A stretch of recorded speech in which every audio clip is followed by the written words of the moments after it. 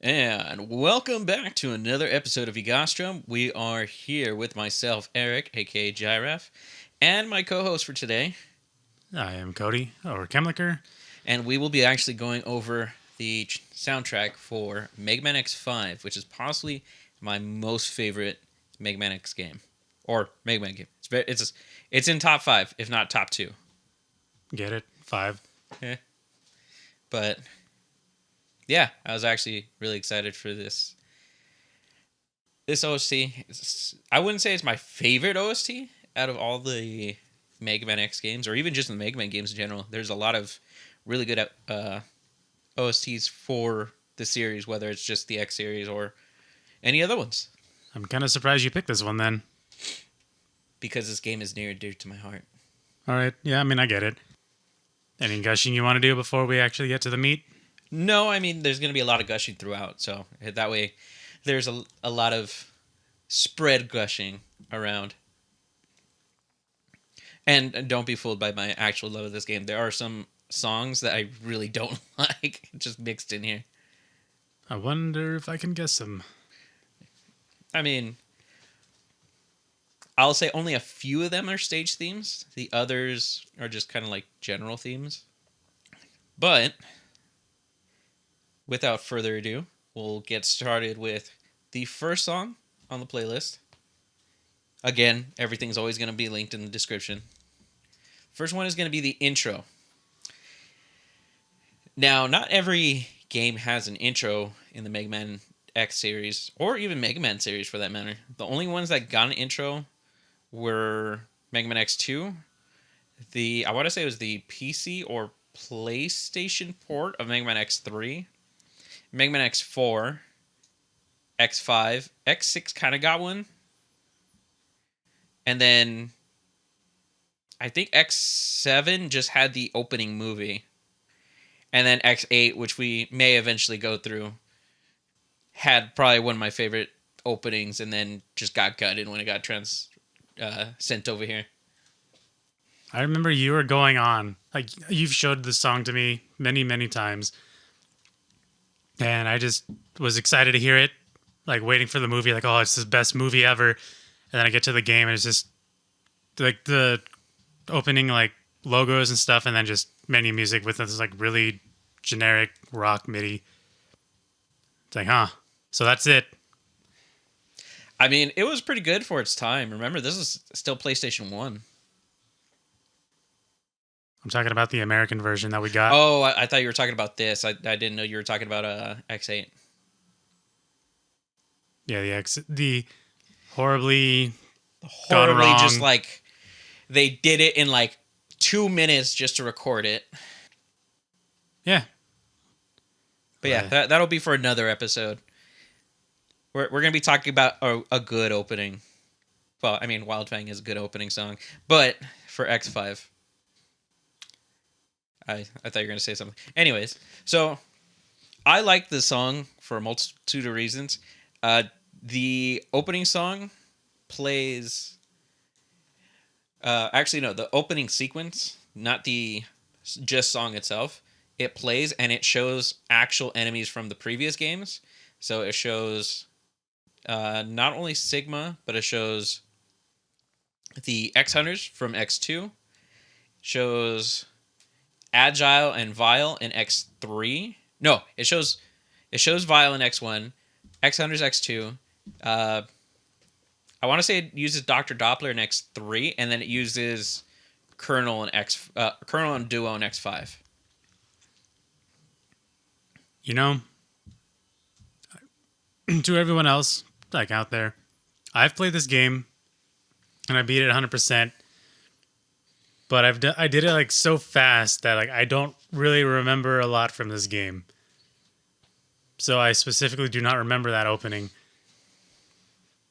I mean, I want to say I play the song, if not 20 times, just playing it, just to play it. And that's not even, I don't even think that's including speedruns. Because I'll just play it all, like the whole thing in one sitting. Yeah, it's very easy to do when you know what to do. I mean, done it multiple times. I've done pure zero runs, pure X runs, which I mean, you don't have to do it, and you can heavily get messed up through it because the multiple different types of midpoints. Yes. Yes, I'm aware of that. Yeah, it sucks. But anyways, at least for the song itself, I like it because it brings an all new energy to the series. The music and the style is completely different, and I want to say it introduces the X series and what kind of gets it known, or what the X series gets known for in musical style. It's kind of like has a little bit of rock and then just like some electronica sounds. And it's very high energy. That it is. I'm surprised that one thing you didn't bring up is that the literal opening is the opening from X1. What do you mean? The very start? Yeah. I didn't actually catch that. Right. You're talking about the song, the intro song, right? No, the one that's the one that's playing right now called intro theme. Yeah. Like the little like crystal-y part.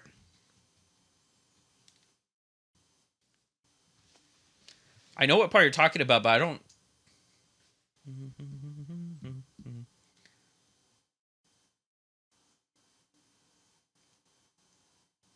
This is the X1 intro. Oh, you know what? I've never actually caught that. Why do I got to be the one that points out the Mega Man stuff to you? I mean, there's a lot of stuff I know about. Oop, my bad. And I would say there's still stuff I missed and learned to this day. So today I learned. It's not like it's a bad thing to learn something new, especially for your own favorite series, as well as game. Yeah, admittedly, I do the same thing. Well, for the most part, I generally like love to look into things too much to the point where it's unhealthy. But I mean, it happens. As for the song itself, though,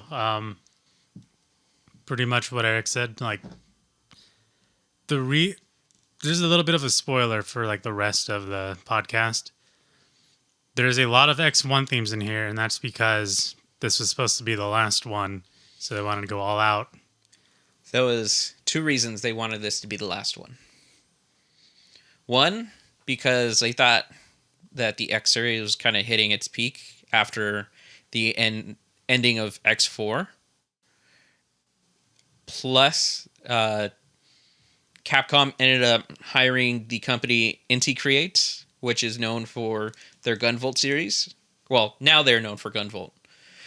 As well as Luminous Avenger X, which is part of the same Gunvolt Chronicles.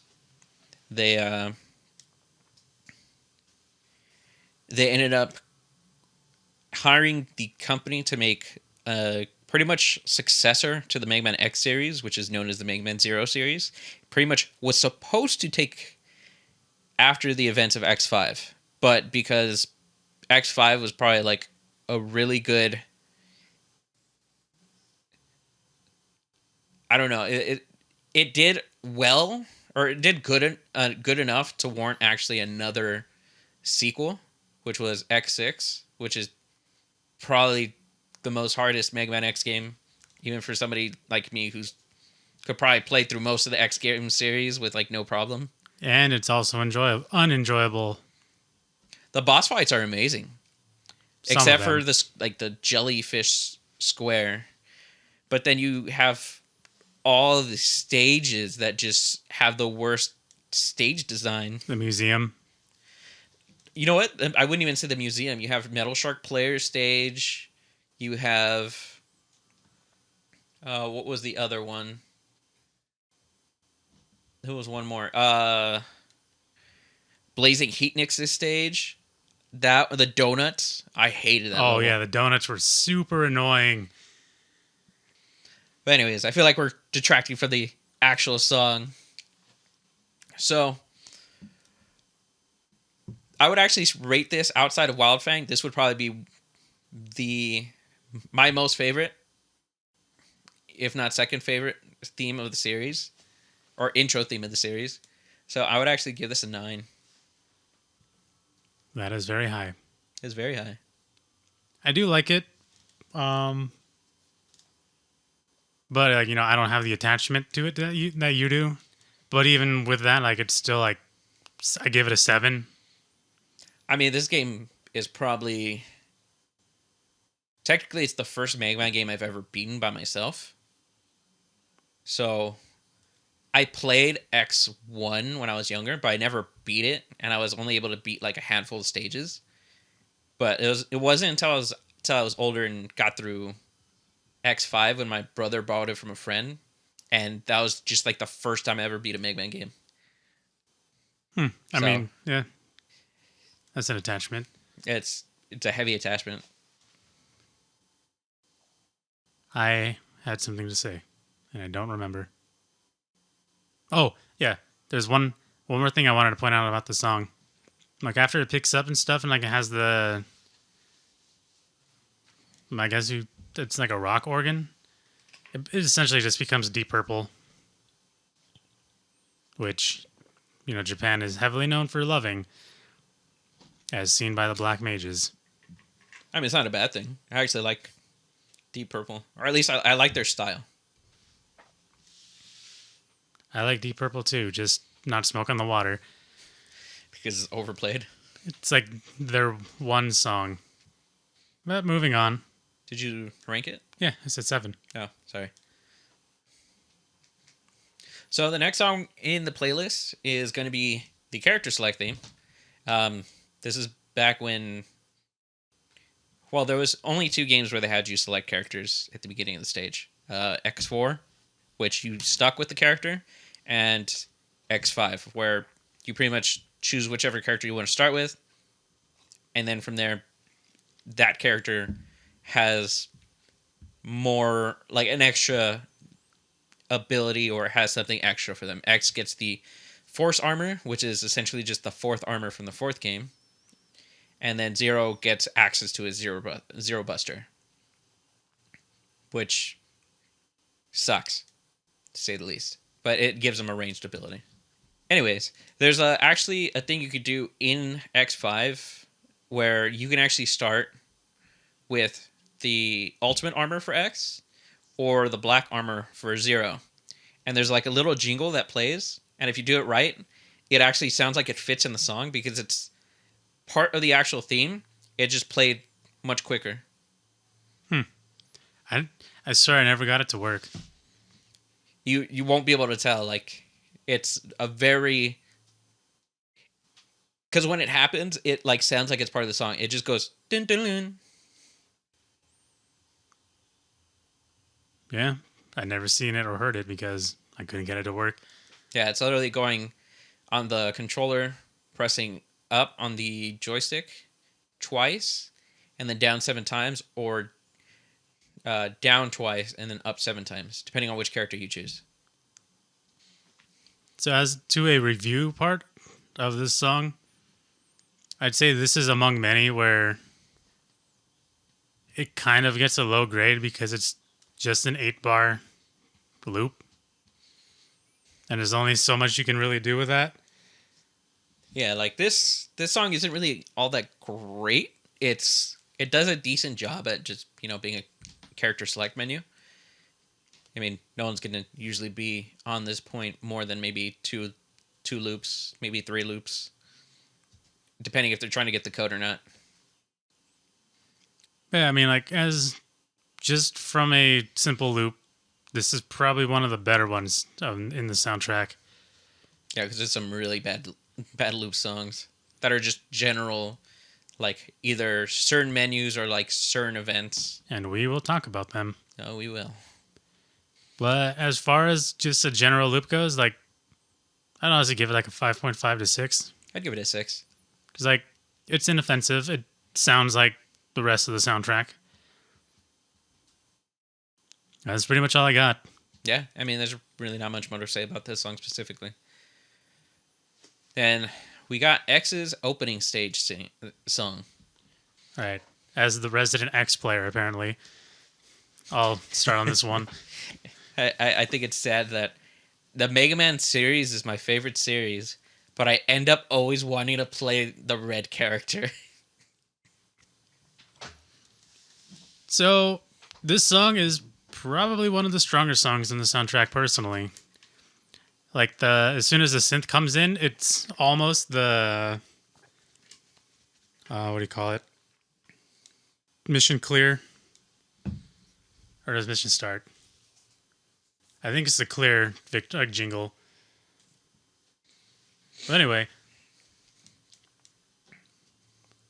oh, this song also has Green Hill Zone in it.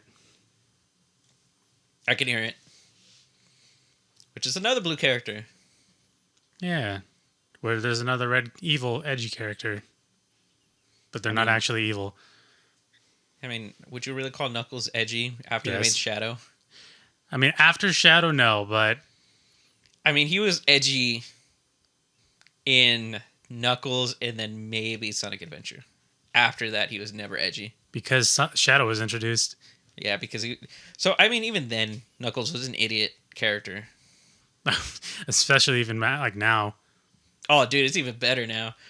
I mean, nothing beats the Sonic Boom. The Sonic Boom version. You know, I didn't really have a favorite character in Sonic. I know this is extremely sidetracking, but I just wanted to say it. I didn't have a favorite character, really. Like, I had Tails, and apparently that's a very unpopular opinion. A lot of people don't like Tails. But after Sonic Boom, Knuckles easily won. Honestly, he's my most favorite character. I want to say because of Sonic Boom, it made me not like Shadow as much because it became much more hammed of the edgy character archetype. Like they did it to so much for the comedic effect of it. So it was like, yeah, I get it. He's edgy, and that's kind of like he's the blunt of the edgy jokes. And he was also only in like 2 episodes of the whole series. Yeah, I know. But Eggman is the one. They pretty much do what the Team 4-Star did with Broly, which making Eggman be the one that's like, oh my god, he's so cool. Yeah, I don't know what they were really thinking with that. Like, maybe they're tired of the character. Maybe it was a licensing issue for whatever reason. I think they just threw him in there just because people were asking, so they just did it, and then that's it. I mean, the entire show was very well aware of itself. Yes, it was. And I wish they went back to it because it ended in, like, what, 2017? It ended after, like, 3 or 4 seasons. You had a good run. All right, back to Mega Man. You know, the thing we're supposed to be talking about. I mean, you're the one that sidetracked us as well. Yeah, it happens. That's what the and more is for. So yeah, aside from like the Green Hill Zone part that plays right before the second half, or I guess that would be the second part. Overall, the song really works and fits X's character. It's like it's got an upbeat feeling to it, and it's not like overly happy. It just has this like slight kind of like optimistic type of feel. Yeah, optimistic but serious at the same time. And then also like because of the staccato bass rhythm, it reminds me of Mario Golf. Maybe like also a racing game. Yeah, I think it's really strong out the gate. And it's actually really good. I mean, it's the song I probably hear the most, only because starting as X is much easier. Just to get, if you want to get all the armors or get 100% completion. I played both, don't worry. I had to. Yeah, I know. I'll let you go on before I rate it. So, in terms of X's level themes, I will say this is actually one, or maybe I should say Mega Man X's level or starting levels or intro stages. It's really good in terms of the musical aspect of it. It's very upbeat compared to most of the games. Most of the games are very oddly serious for the intro stages. So They you are. have X1, pretty much you're on the highway, which is like probably the most iconic highway or intro stage for any game, at least as of current, or at least for back then. I mean, so the fact that they finally gave him like a song that just kind of represented his character, which is supposed to be this optimistic, happier character in the cast, compared to like Zero's like broody, darker nature. It works very well for him. It honestly feels like he has his own general theme, which I mean in this game he kind of does. They actually split the music between the two characters. Yep, and it works out. It was honestly great. I want to say they do the same thing for X6, but not to the same degree. I could not even tell you any music from X6. I can remember the music for X6. I just can't. I won't say how much of it's actually good or not. There's just like the couple songs that I actually know. The only one I remember off the top of my head is the Final Countdown ripoff with Infinite Maginian. Oh, yeah. That's one of my favorite levels. That's the only song I can remember off the top of my head. And the giant Colossus that just attacks you from the background. Anyways, as for the song itself, I think for X, it's the best intro stage music for him. Theming wise, I agree. Song, like just purely song wise, I'd still have to give it to X2. Yeah, I would say X2 probably edges out better in terms of a intro stage song, but like a song for X, this one easily. Sorry, I had to adjust myself. I was like slipping. For this, it would definitely be up there. I would actually give this song a 7. I gave it a 7 as well. Then we are in agreement.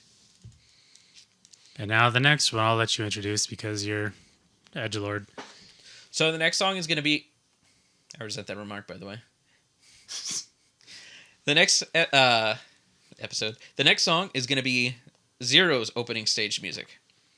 So I much prefer Zero's music because it has such a serious and like darker tone.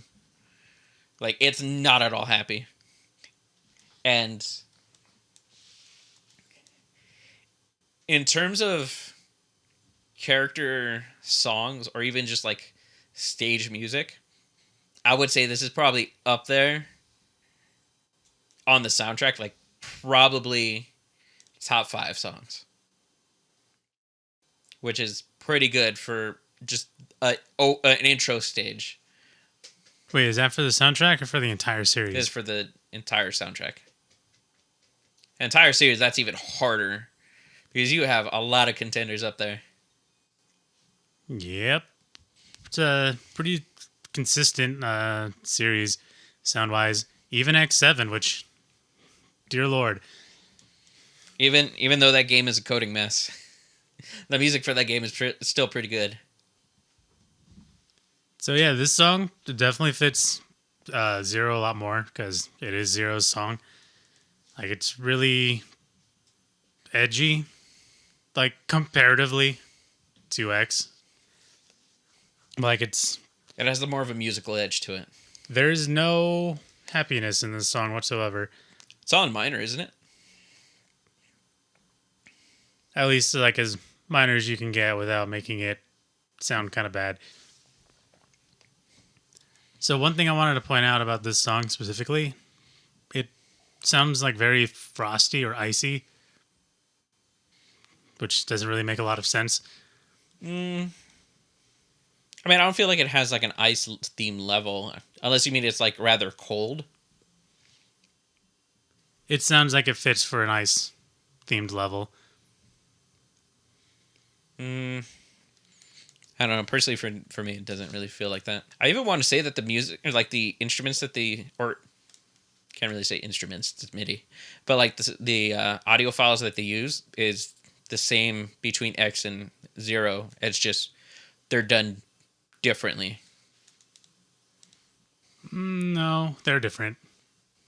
Because X has had like a organ.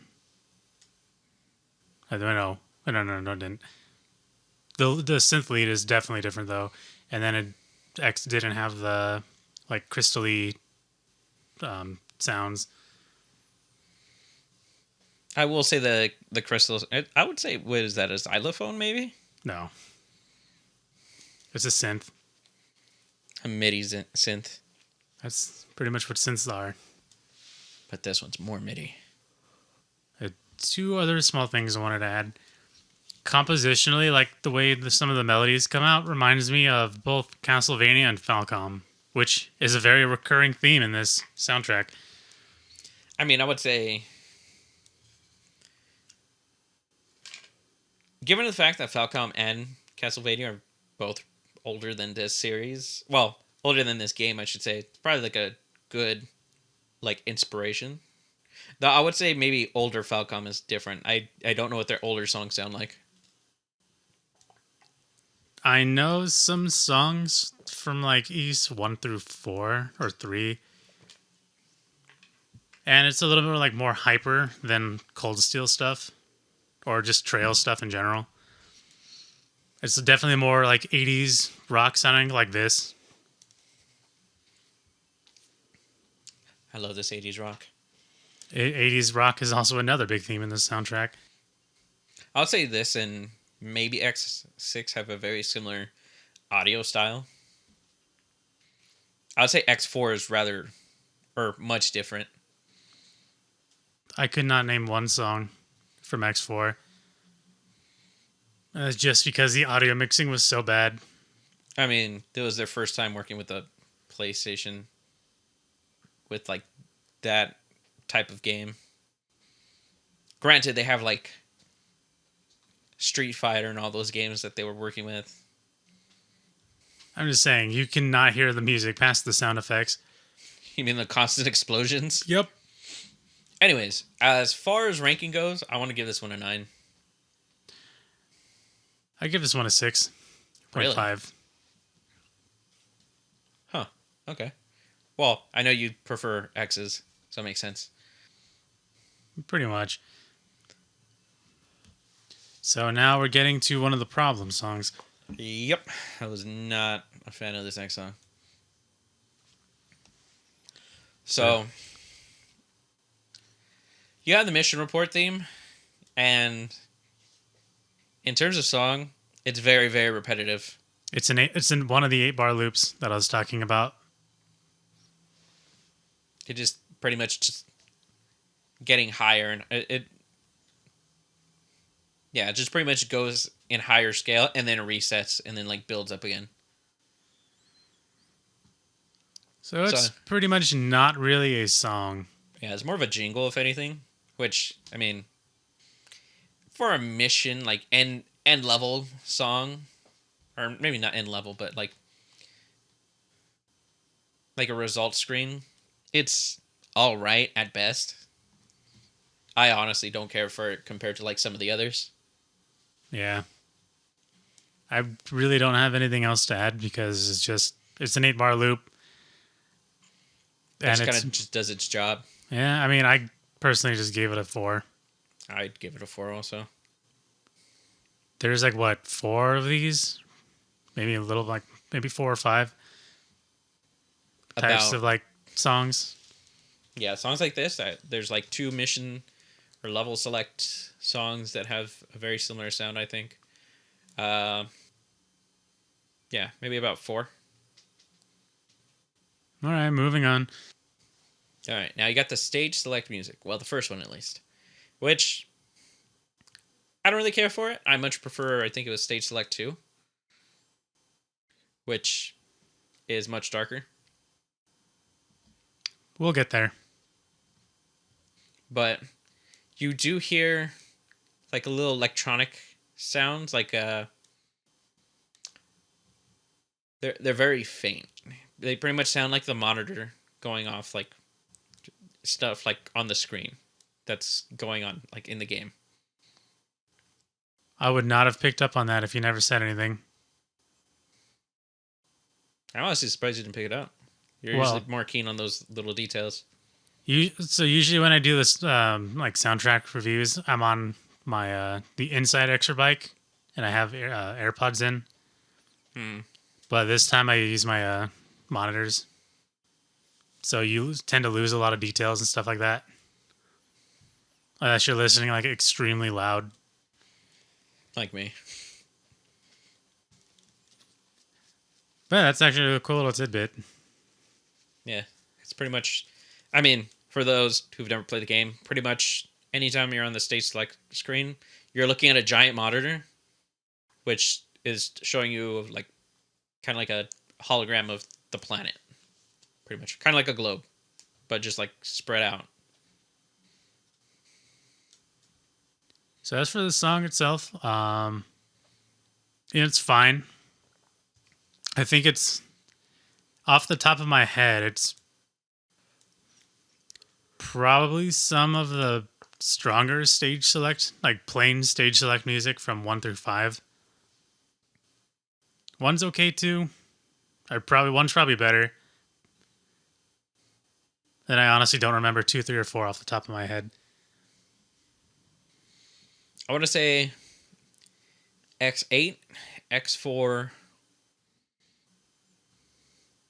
obviously the first X game. X3 I remember because it has that stupid I I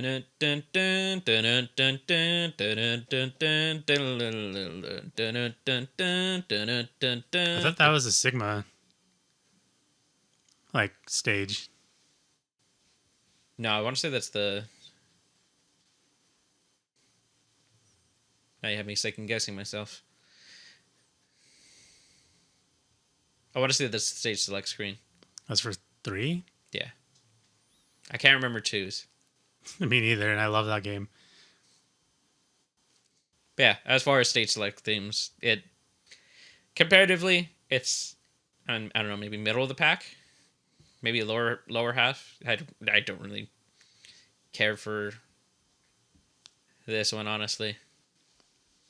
So like my problem with it is like I think it's a little too mellow for the game, like how it presents itself. I would say the one for X6 is much more fitting. See, I don't even remember that one. That one is a little more foreboding, which is weird because like the world already suffered through like its cataclysm because of the events that happened in this game. But honestly, I gave this song a 5.5. Like, it's just slightly good enough to give it a tiny bit over average, but not really enough to like stand out. You? I mean, I would probably just give this song a 5. Like, it just does the job. So about the same ballpark. Now, as we get into the stage music, there's something I want to talk about that I had you hold on yesterday. There are 3 names for every boss. And that's because there are the Japanese names, and then there's the translated Japanese names, and then there's the localized Japanese English names. No, that's not entirely correct.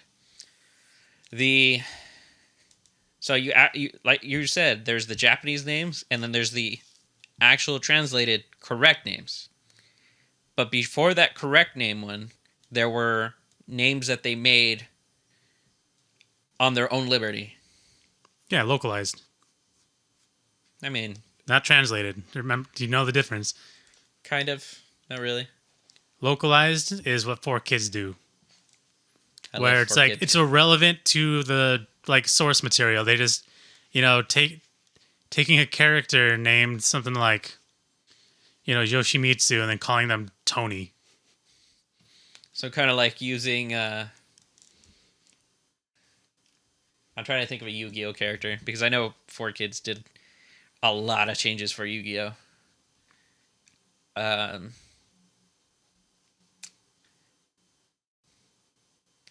I'm trying to remember Taya's original Japanese name, but I can't remember off the top of my head. I know Tristan's name. I think his name was Honda. And then I can't remember Joey's. I mean, that's still pretty much a good example, though. But yeah, so I grew up on the original localized version, which I honestly much prefer the names of. There's only a few that I'll be able to name using the actual proper translations. I will call them by. So originally I was using the Spotify soundtrack, and then I realized it's really out of order. And there are some songs on there that aren't on this playlist, so I switched at some point. So they're going to be all over the place too. So I'll try to remember the actual names, but if you hear me say like Tidal Whale and I accidentally just say Duff McWhalen, just know that that's the one I grew up on. It'll happen. It's Don't like worry. the localization between Goku and Goku. Without further ado, we'll be going to Crescent Grizzly. Or I kind of want to give the enemy intro thing just kind of a little tidbit, if you don't mind. okay, it's not on the list, but It's not on the list, but I just love it. It's one of my favorites. It's a 9 out of all those boss select themes. So we got Grizzly Slash, which is, I'm trying to remember the actual translated name. Crescent Grizzly. That's right. Also, if you don't know, a lot of the bosses were named after characters from Guns N' Roses. I thought I was just. Yeah, never mind. I was thinking somewhere in my head I got this and Chrono Trigger mixed up, where there was like general rockers. Now this is Guns N' Roses. So obviously Grizzly Slash, that's kind of very self-explanatory. So why doesn't this boss have a top hat? Because the boss wasn't designed out of that. They just used the name for the naming convention. So the level itself is kind of like a half and half level. Half of it's like on a railroad. The other half is like in a tunnel. So in terms of theming, I feel like it kind of hits the mark, but at the same time it doesn't. I feel like the music hits more on the train part, which I think they should have stuck for it. But does it make sense when the boss himself like kind of digs through tunnels? Yeah, I don't really get any tunnel vibes from this. Though in terms of stage music, I actually really enjoy it. It's really good, and it's actually high energy, but also pretty mellow. Like, it's not over the top. It's mid fast. Yeah.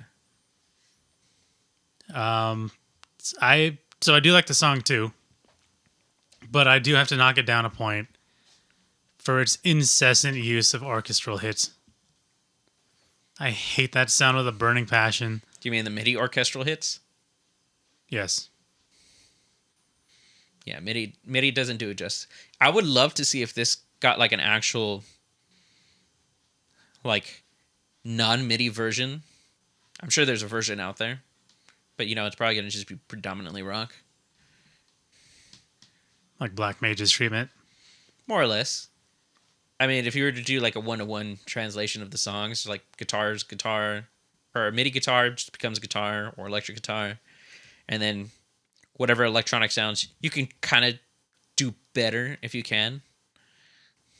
I mean, you'd mostly use like a piano or a keyboard anyways to kind of fill that in. Yeah, I feel like if you're going to do something like that, the synths will stay more or less the same, just like higher bit rate.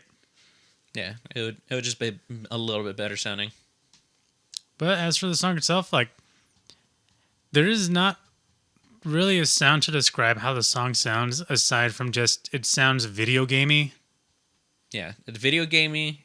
It has a lot of energy, and it has that somewhat hectic energy where like there's a lot going on, but it doesn't feel like, oh my god, the world is ending kind of vibe. It's just more of a there's a lot of things going on, but it's nothing like of immediate danger kind of feel. Yeah. Despite the fact that you're jumping from train to train because each one is exploding. Honestly, that part's probably the most fun part. Yeah, I would have to agree. It's I think there's a thing called like 6 seconds of fun, like in video games. It's like you want to maintain the 6 seconds of fun as often as you can. If you do that as often as you can, is it really 6 seconds? Well, it's kind of like recreating the moment as best as you can. So within those 6 seconds of when it happens, you're having a blast. Then when that moment ends, you enter another 6 seconds. So it's like you're going from train, and then immediately it like kicks into like, oh my god, it's blowing up. All right, now you're on another train. All right, now you're cool. And then again, it's gonna start blowing up. And then you get to like that section of it's just constant. It doesn't feel as bad because you're just like, okay, I've done this like 3 times already. All right, I get it. I want to say it's Bungie was the ones that came up with that idea when they were making Halo 2 or Halo 3. That makes a lot more sense. So there's one thing I wanted to point out that's just kind of dumb. So the synth lead they use in this song, like it's kind of like a stock synth sound, but like just because of how I learned or how I like it came to my attention, I will always call it the Love Hina synth, because they use it predominantly in that soundtrack. It's been a while since I watched it, so I'll have to take your word for it. It's the main basis for the entire soundtrack. I'll take your word for it. But they also heavily use it in Sims 3. Yeah, I don't remember Sims 3 all that much. Best one. Not 2, not 4. 3. I thought you liked 2. I played maybe like 10 hours of it because I had it on PS2 and it just didn't grab me. I could have sworn you actually enjoyed that one. Or was it the music for 2? Well, I played the crap out of 1 and the music for 1. Yeah, maybe I was 1 then. So, what would you rate this song? I'd give it a nice solid 7. Where it's good. It's pretty great. But it's not like, top of the line. I'd give it a 6.5. Still pretty close. Now the next song is kind of a meme to me. Not through any fault of its own, but mine. It's going to be, for you, it's Volt Kraken. Yeah, Volt Kraken sounds cooler, personally. I prefer Squid Adler. So I decided to do the complete item run on my very first attempt for some reason. Good luck. And usually I never made it past the like sparkly intro because I just kept dying to like the same like hole. Wait a minute. Are you talking about like the first couple of seconds? Yeah. Oh, man. Yeah, it's hard if you don't try memorizing each section. Even then, I forget about how to memorize it. I heard that intro so many times that like this song is a meme to me. Why? Because it's... Yep. Like the guitar was just kick in and then die. So after you get through that part, because I'm sure you're probably sick of the little intro part, how do you feel the rest of the song? I actually still like the intro too. But honestly, I think this is one of the strongest songs in the soundtrack. I would have to agree. I really like it. Though, I feel like the song itself fits better when you're on the speeder bike. I can't remember the name of the other thing right now. I want to say it's like the Ride Chaser or something like that. But anyways, the song itself feels more fitting for like that, but the beginning like bike stage. Yeah. Because it feels much too slow of a stage after that to really fit for the song. But the song itself is fire. Absolutely. I don't even remember the boss fight. With Volkraken. Yeah. Yeah, he's just kind of like on you the entire time. Or no, he ends up getting on you at the end. He like disappears and like reappears and like shoots lightning. As for the song itself, I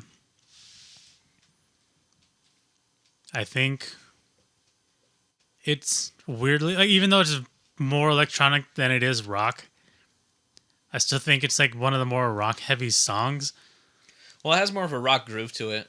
It just has like a synth like over everything. Yeah, this song's a lot of fun. You should try covering it.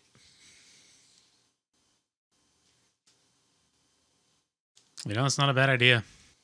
All right. Do you have anything else to add? No, other than the song is actually really enjoyable outside of, the first couple seconds. If you die to it multiple times. I will say I get sick and tired of the song if I'm trying to do like the complete like item run, because it takes me at least like 4 or 5 different tries to just get it down. So what would you rate it? The song itself, I would give like an 8. Huh. I give it a 9. There's a couple stages that I personally think are better, like musical wise. This is up there though. This is a really good song. All right, moving on. So I want to introduce this one, only because of my, history with X2. So this is Tidal Whale or Duff McWhalen. I much prefer Duff McWhalen. He has the best boss fight. Depends. If you tried doing it without his weakness, oh my god, is it insanely fun. I don't remember if I've done that or not, but anyway. Do a Buster only run. You'll instantly like realize how much his weakness just trivializes him. So for those who might not know, this song is literally just a slightly updated version of Bubble Crap's theme from X2. They actually reused a couple different songs throughout the soundtrack as reprises of older game sounds or songs. There is one, I think it was one of the Sigma stages that also does that. But I wanted to talk about the intro. So does it sound kind of different to you in any kind of way? Compared to the Bubble Crab one? Or No, just like as like its own song. So I would have to hear it because... All right, it's about to loop, so just wait for it. I mean, it has kind of like a little sonar kind of sound. With like the...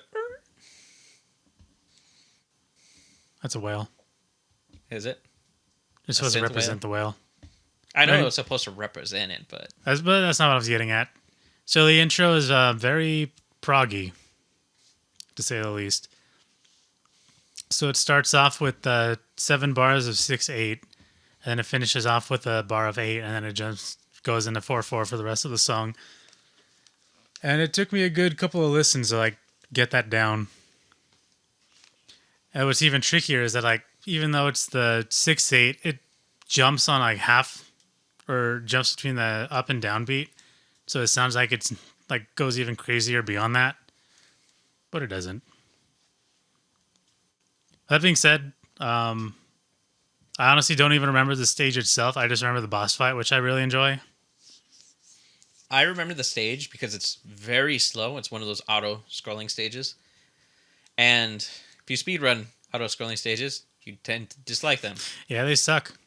But Also if you're like me, Crab, who just plays the game just for fun, because they like to torture themselves, I mean, it's not like the game's actually bad or anything. I mean, obviously, that's subject if you speedrun, you know. But yeah, if you know, you know. But at least for the song, it's a really chill song.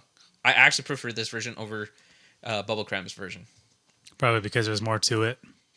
They actually were going to go with a different song originally. They actually have a demo version of what was supposed to be Duff McWhalen's song or stage that you can actually look up. And I think that's on the Spotify soundtrack. I believe so, but it's not nearly as good. But I think it's a definitely good use of, they're underwater animals. So, Well, I mean, a crab kind of.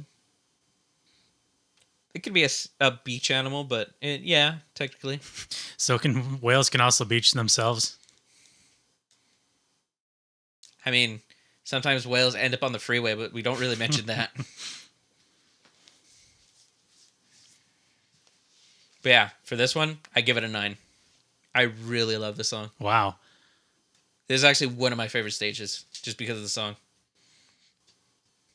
And because fighting the mini boss the entire stage. So just slightly off topic. So you said this is an auto-scroller? Yeah. Is that because, like, the level itself is an auto-scroller, or is it because there's, like, a ship or something? There's a giant ship chasing you in the first section, and then you do a boss fight for it, and then you're falling at an auto-scrolled pace, and then you fight the boss version of it, and then you're rising at an auto-scrolled pace. I mean, there's a little section where you actually go at your own pace. Like, there's an actual spot that you can go as fast as you can, but I mean, it's not very noticeable compared to like the rest of it.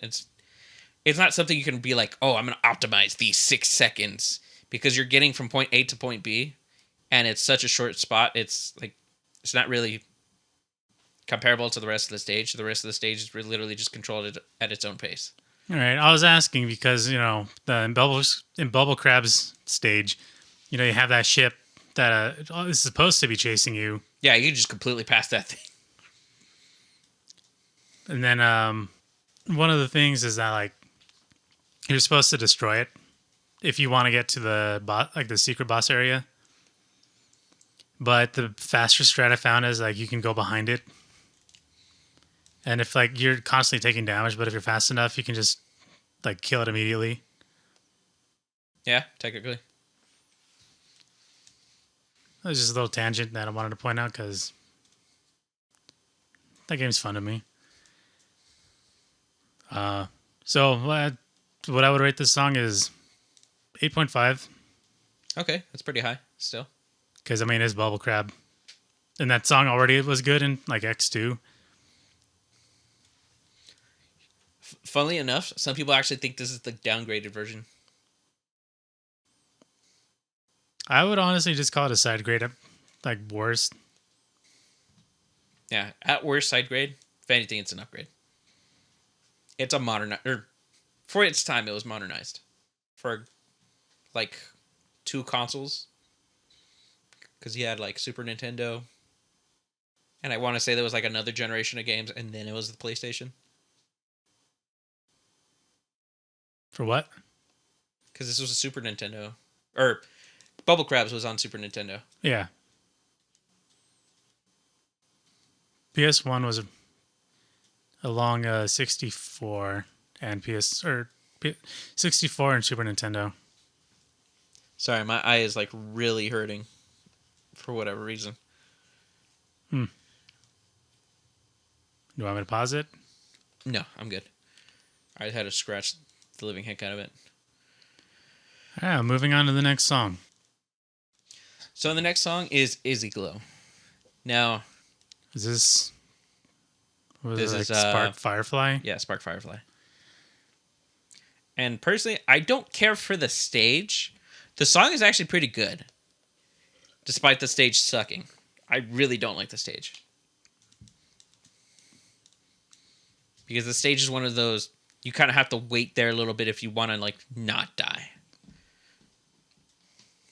I honestly don't even remember the stage again. It's a castle with, like, spike ceilings.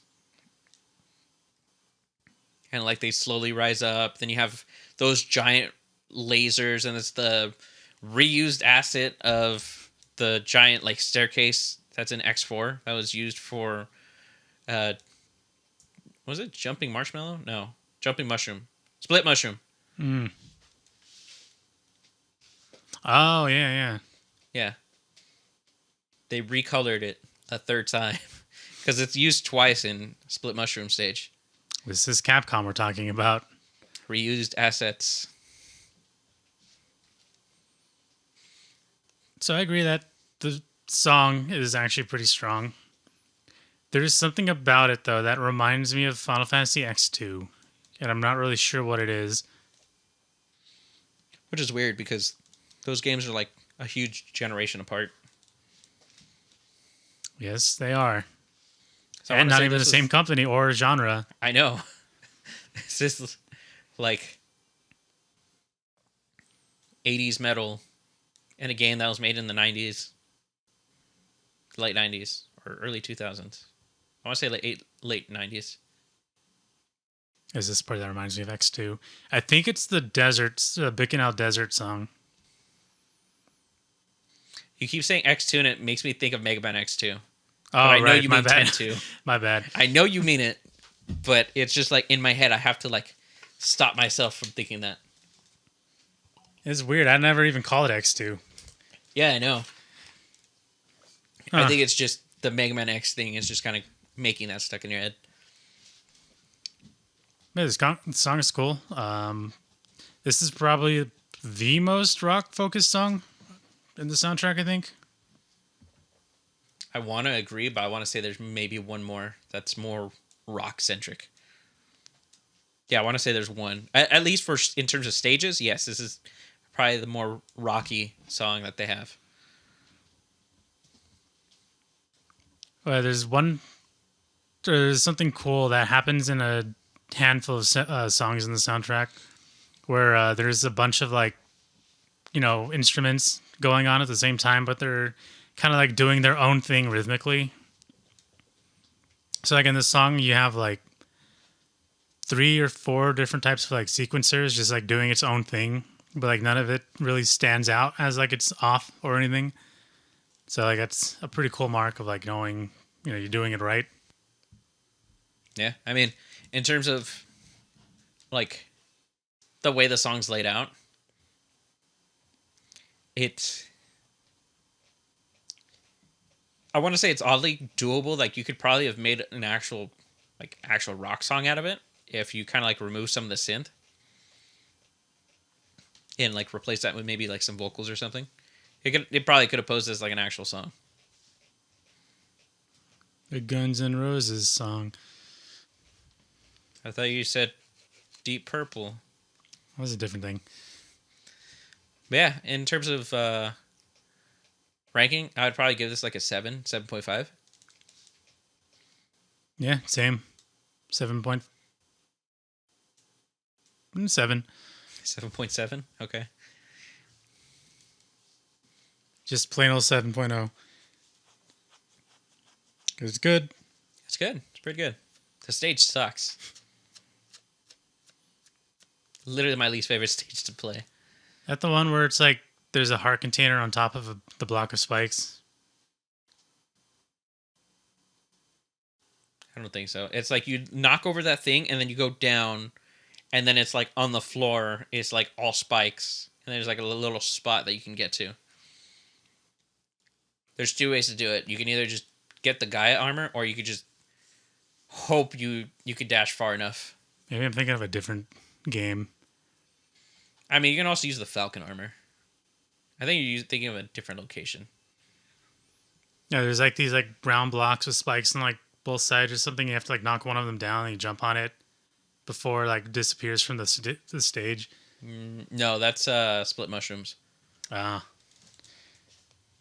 You're thinking the staircase and it's probably messing you up. Maybe. It's like at the very beginning. There's like a little wall. You shoot it, falls down. You normally hop over it, but like if you fall down and like go to the right, it's gonna be right there.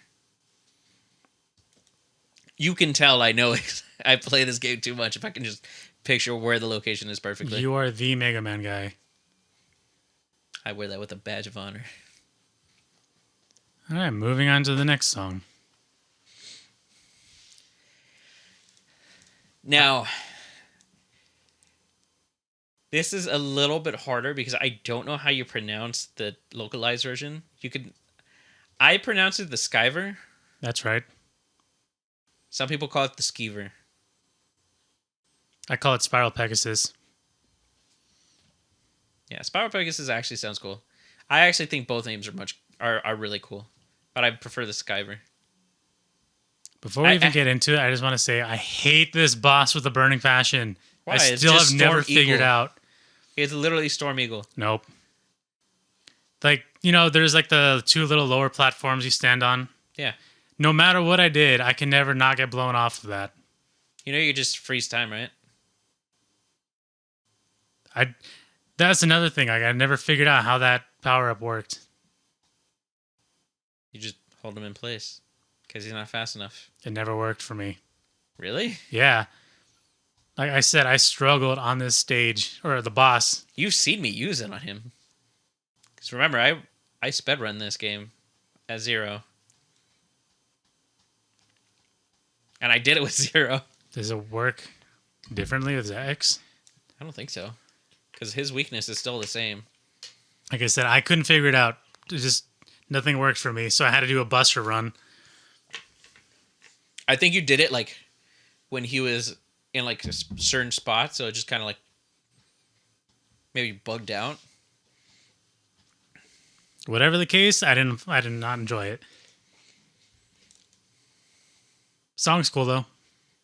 All right. This song I think is the inspiration for Skydeck a Go-Go. Yeah, I could definitely hear that.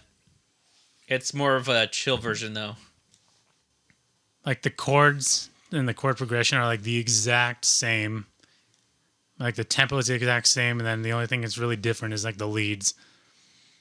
Plus, like the type of instruments used. This is more MIDI, and they use actual instruments. I kind of wondered, like, what would the music be for Mega Man if they actually gave it something that was not synthy or MIDI based. Well, maybe if we got a Mega Man game post, 2000. Well, we did get a Mega Man game. We got a bunch of collections. And then you got Mega Man, was it? Mega Man 12? 11. 11. 11 was the latest one, and even that one's like 2018 or 17. I didn't even buy it yet. I've been meaning to. I'm not as big of a fan of the classic era, which is surprising. I feel like the classic era is much more clunky. It is. So it's like I feel like the X era is supposed to be like the smooth, just like everything works like based on how you press things. Like things are very responsive is how I personally imagine it. Which I mean they are. You do something, it does it. Didn't they try adding like dash and all like wall jumping to Mega Man like in 6 or 7? In the original Mega Man, no. Depending on it was not until Mega Man and Bass. I keep wanting to say Rockman and Bass, but I mean you'd be right either way. Yeah, I know. It's just for outside of the X series and the Battle Network series, and the Zero and ZX series, I tend to call it Rockman. Like, depending on which one. So, like, original one, I call him Rockman. I mean, his name is Rock, canonically. And then for Shooting Star, or for Star Force, I tend to call it Ryusei no Rockman. Weeb. It's because it's like the funnest name to say. I sidetracked myself from what I was thinking for the entire thing. In Mega Man and Bass, they gave Bass the ability to dash and wall jump. I'll have to take your word for it. Yeah, because they wanted to differentiate his play style from Mega Man, so they just gave him Mega Man X abilities. Mind you, Mega Man X was already made at this point. Yep. That much I'm aware about.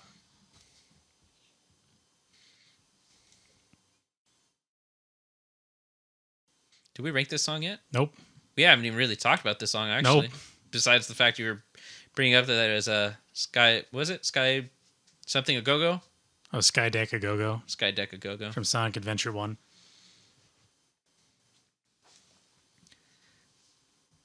I can't get that part out of my head now. I just think of Skydeck. It's literally the same chords and everything.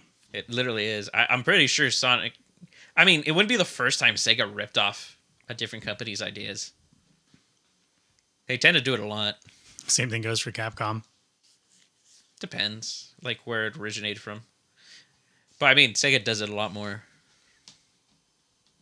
Is Sega the Led Zeppelin of game companies? I mean, I guess. I mean, they did go to court in regards to the use of the 7 Chaos Emeralds and the whole thing of Supersonic looking very similar to Super Saiyan and being similar to the 7 Dragon Balls. I mean, I get it.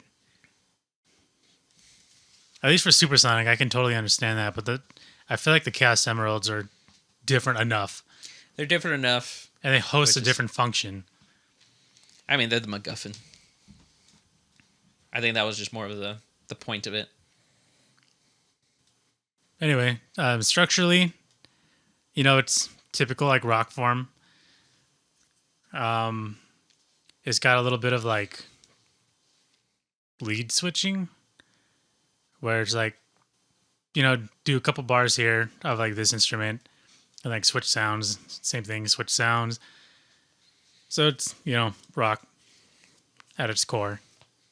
Is it a little proggy? Because I want to say like it kind of changes beat a little bit at times. I don't know if proggy is the right word I would use, but it definitely does has change like its feel. Yeah, it has tempo changes. In terms of an actual Sky like area, it really fits. This is probably like one of the most fitting boss stages. It fits so well that Sega used it for their own game. Which is used in another Skype area. Yeah, I enjoy the song. I don't think it's like top of the songs, but it's good. I would say it's middle of the pack. So then what would you rate it? I'd give it a 7. I'd give it an 8.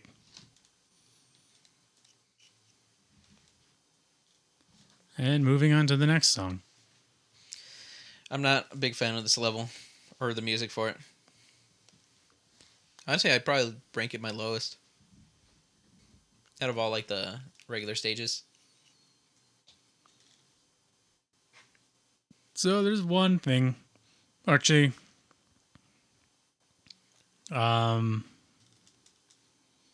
actually do like the song, not as much as the others. Like the intro is just whatever. But when the second song comes in,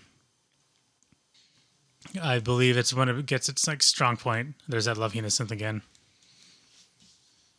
I don't see it, but all right.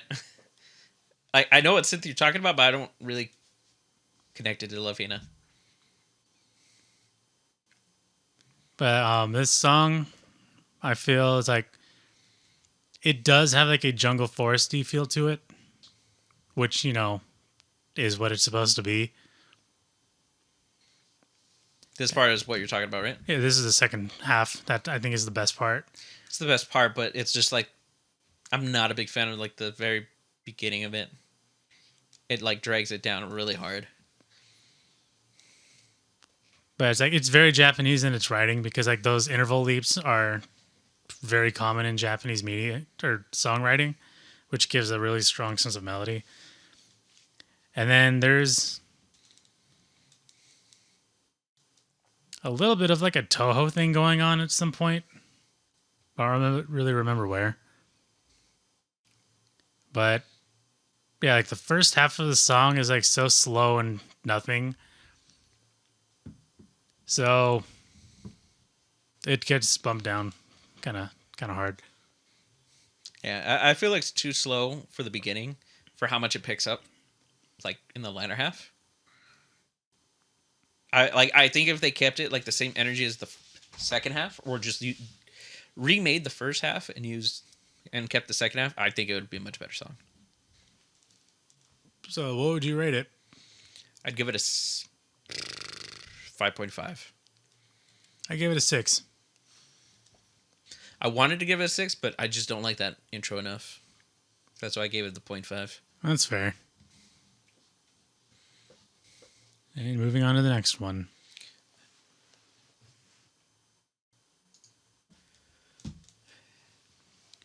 So now we got Dark Dizzy or Dark Necrobat.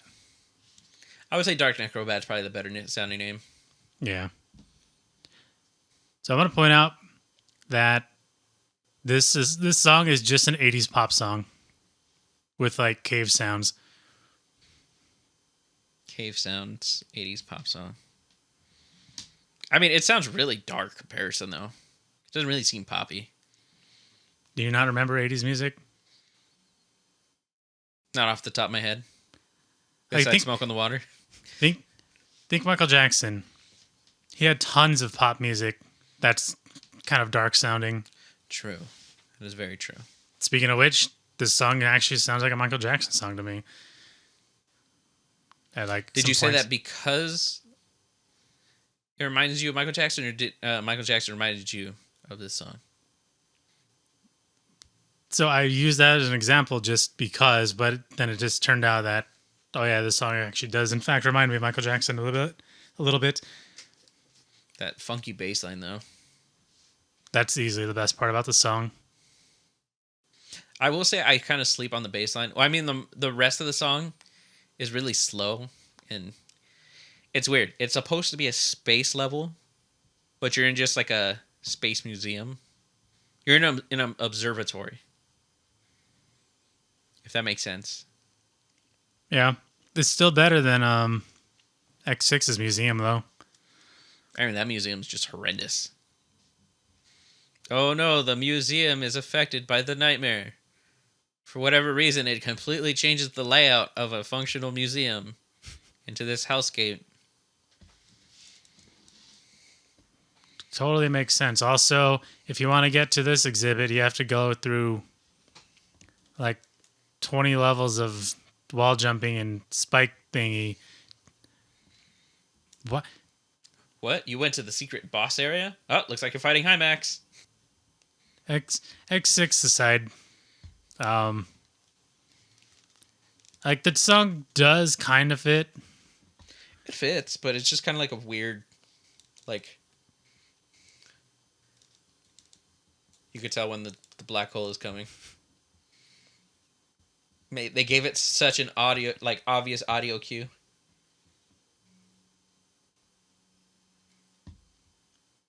Also, small note, there's so much stuff that happens on this level, it actually does like a performance drop. You end up like slowing down a little bit at sections. That's not surprising considering Armored Armadillo. Well, I mean, that's a SNES game versus a PS1 game, and they kind of did it themselves. They could have optimized it better by loading in much less things, but they we're gonna make things pop in or spawn in where the constellations are, and we're gonna drop spikes and use bat bones and hope that it does good. And no, it did not do good. It just slows it. It's a completely slow mess. I know what you're talking about, but it's kind of irrelevant by the fact that like how much slowdown there is even in like Cold Steel 3 and 4, and that's on PS4. That's true. But I mean, I think they kind of did it intentionally to just kind of give it that extra feeling of space. Like you're in space and you're just kind of like floating there for a second. Intentionally bad programming. I think they just did it and they found out that it was just like just slowing down the performance of the game. They're like, you know what? That actually kind of fits a little bit. And they just kind of stuck with it. Hey, we goofed, but it's cool. It works. It's thematic. I mean, is that how Melee came about? In being like a competitive game? I mean, maybe. So as for the song itself, like, you know, it's very 80s poppy. But then there's the second half of it that is essentially like a funky Phantom of the Opera, which I like both. Never really got into Phantom of the Opera, but okay. It's just the main song. It's like the chromatic, like half steps that it does, like goes up and down. And then there's another song in Super Mario RPG that does the same thing. I want to say it's Bowser's Castle in the beginning, but I think that one's like extremely intentional. Yeah, that's usually intentional. At least Nintendo's stuff is, or tends to be. Oh, I can't wait till next song. We'll get there. I know. It's just, I heard it, it's just like, ugh. Yeah, I don't really have anything else to really add to it. Yeah, I mean, at least for this song, I don't feel too strongly for it. I'd probably give it like a 5, 4.5 at most. Wow. That's actually like you actively dislike it. Yeah, I mean, I don't really care for the song.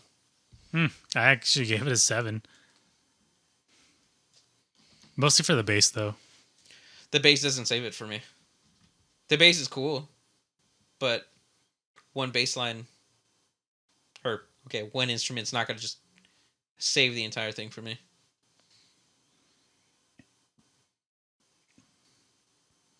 All right, moving on to favoritism. We're going to go to Matt Trex's level, or which is Burning Dino Rex. Stupid name. Burning Dino Rex is so much cooler. I love Matt Trex's name. It sounds like you can sleep on it. Yes, you can. It'll be the hottest mattress you'll ever sleep on.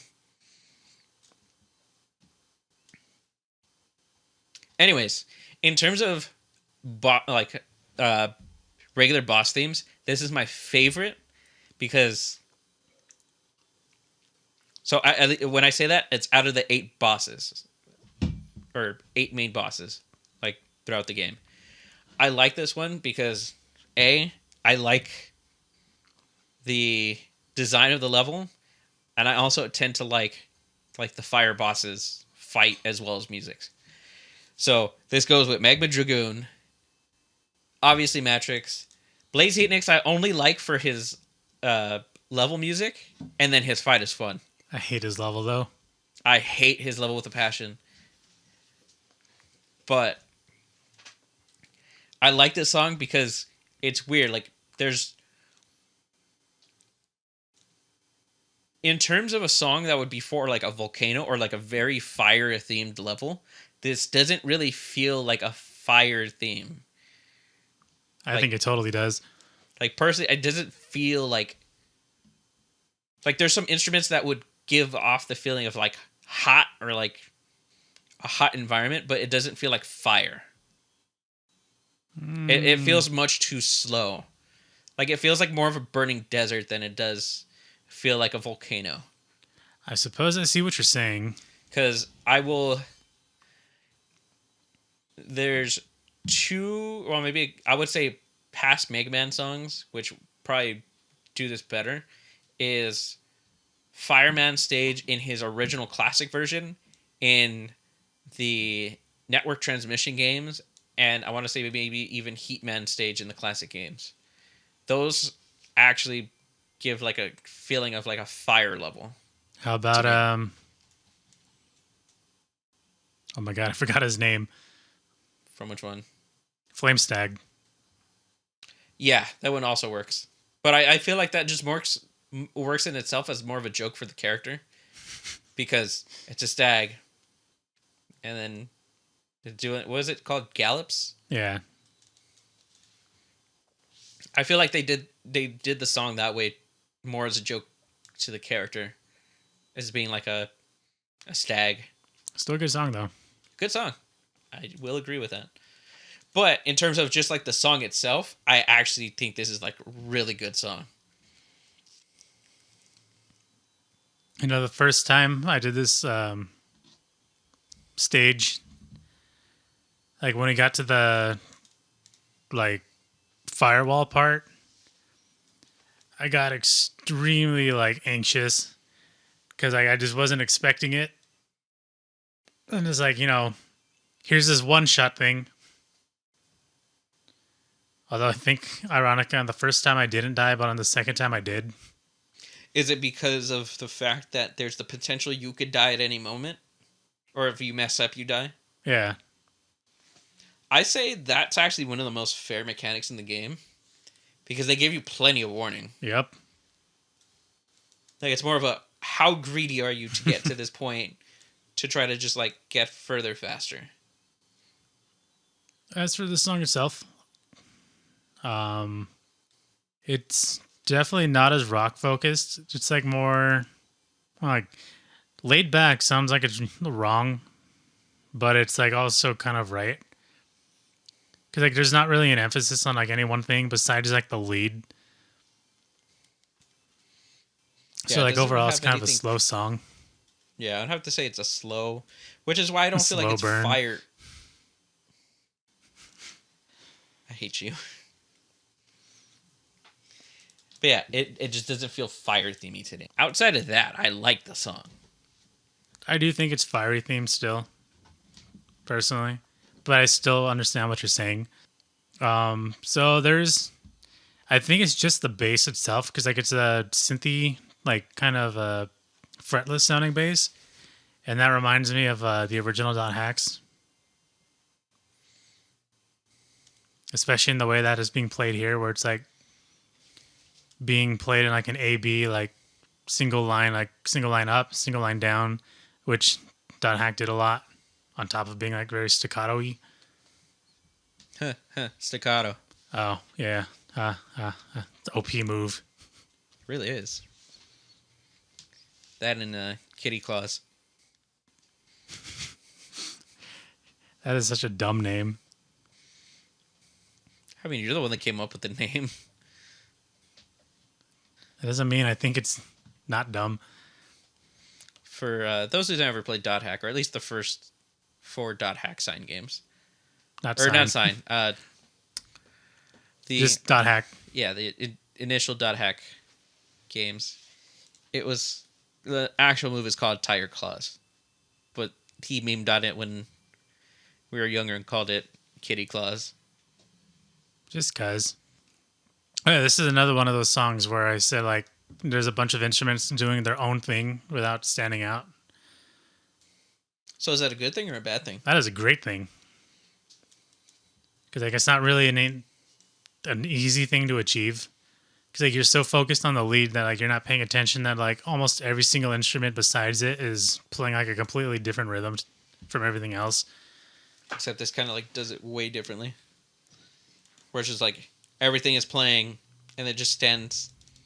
I mean, I wouldn't say really stands out, but like it doesn't get drowned out by the rest of the instruments. Yeah. And also one last note. I think I don't know if it was a Mint Jam original, but they have a version of it's like a fire stage from a game called Musashi Hime Sama. It's another one of those like old bullet hell games. Anyway, it's just it. That was it. Okay. Just a link. It's similar. Yeah, I'd give this song a good like 7.5. I gave it an 8.5. All right. I want to say that's all of the beginning bosses. All right, so the next song is the demo song, which I honestly don't remember at all. It's played when you're getting ready to fire the laser and when you're getting ready to launch the shuttle. What is it called? Demo. I'm not sure. I like just from the name, I assumed it was one of those things where like if you sit at the title screen for too long, it'll play like, a little demo gameplay thing. No, yeah, I don't think that does that for this game. It just goes back to the intro, which is weird because when you get on the title screen, it literally plays the intro again.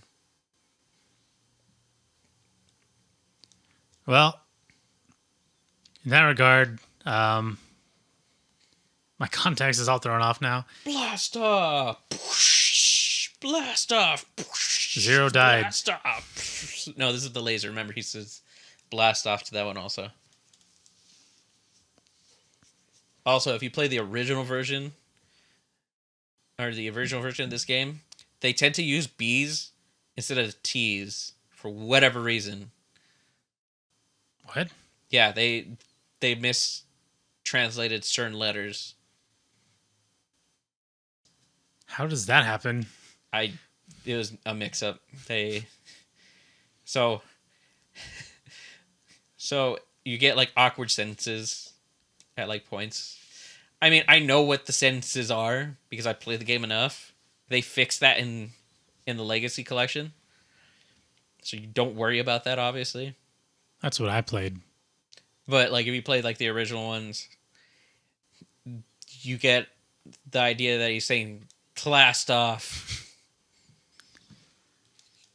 That is a bad oversight. Yeah, it's a really bad oversight.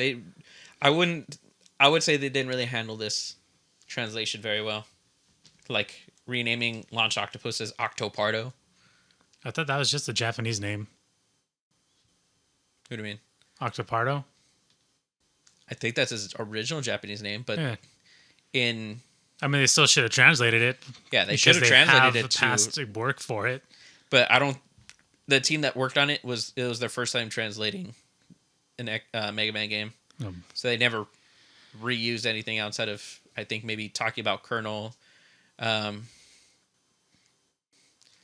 Even in, I want to say, for the when they mentioned Repliforce, they don't even use Repliforce. I want to say it's they use something else like Reploid Forces. It's like the information's out there. They just didn't do a great job. I mean, I like the names regardless, but it is what it is. They fixed it. Well, so I guess to the song, my context of it has been like completely shifted, so now I have to like kind of change it. So it actually does fit that, like the whole laser firing thing a lot more. Although it's like vastly different to the rest of the soundtrack.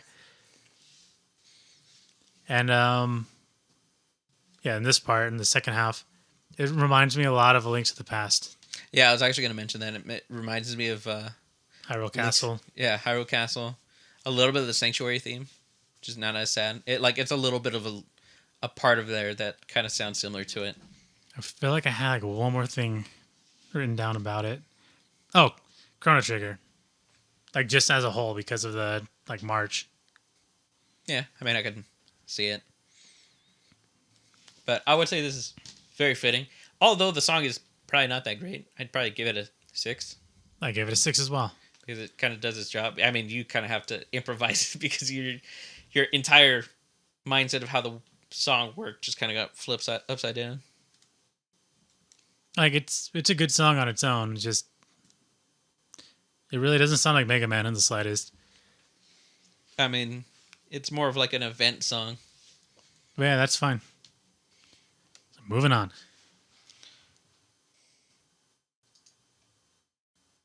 Now we got the Stage Select 2 theme, which is also used in, I want to say Sigma Stage 3? No, Sigma Stage 2. No. I think just the Sigma stages in general. I think there's a slight variance.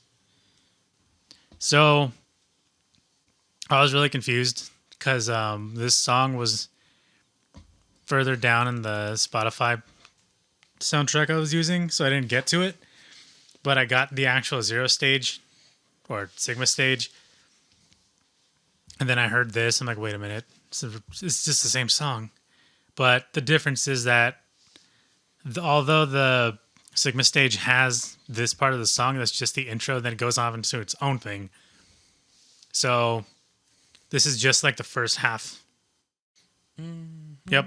That would have been the loop. Or the I know. I know the part that's supposed to play after, but this is just...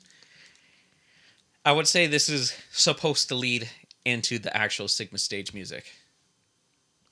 Which makes sense. It's kind of like the stage select for what you're about to get into. Which I actually much rather enjoy in terms of the stage select music for this game.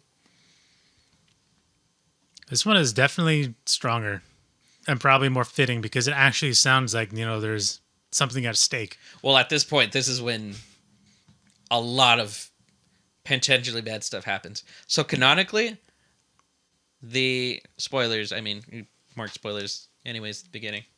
So pretty much the story is you're trying to stop a giant space colony from crashing, and canonically, you don't destroy enough of the space colony to actually prevent the crash. It actually destroys. I think it was like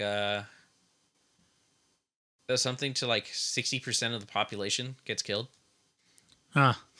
Yeah, so it's actually pretty dark story. Well, that sucks. Well, remember, it was supposed to lead into X, or going from the X series to the Zero series, and it was supposed to be humans like building up again, but that kind of got changed. Money got involved.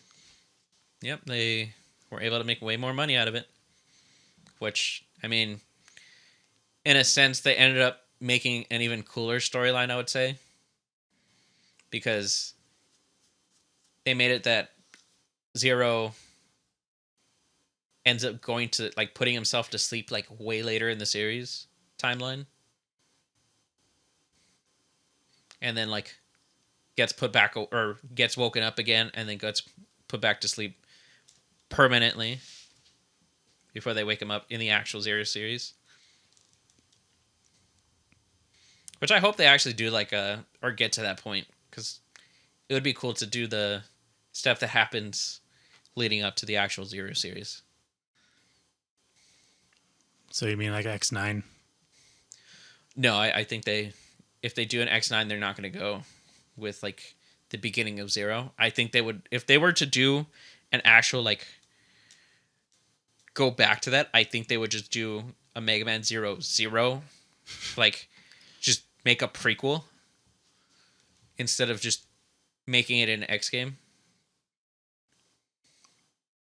Because it's weird, because the transition from it being the X series to the Zero series is a very, like, thin line, as weird as it is, because it introduces stuff that's used in the Zero series that is story-wise how they get rid of the Sigma virus.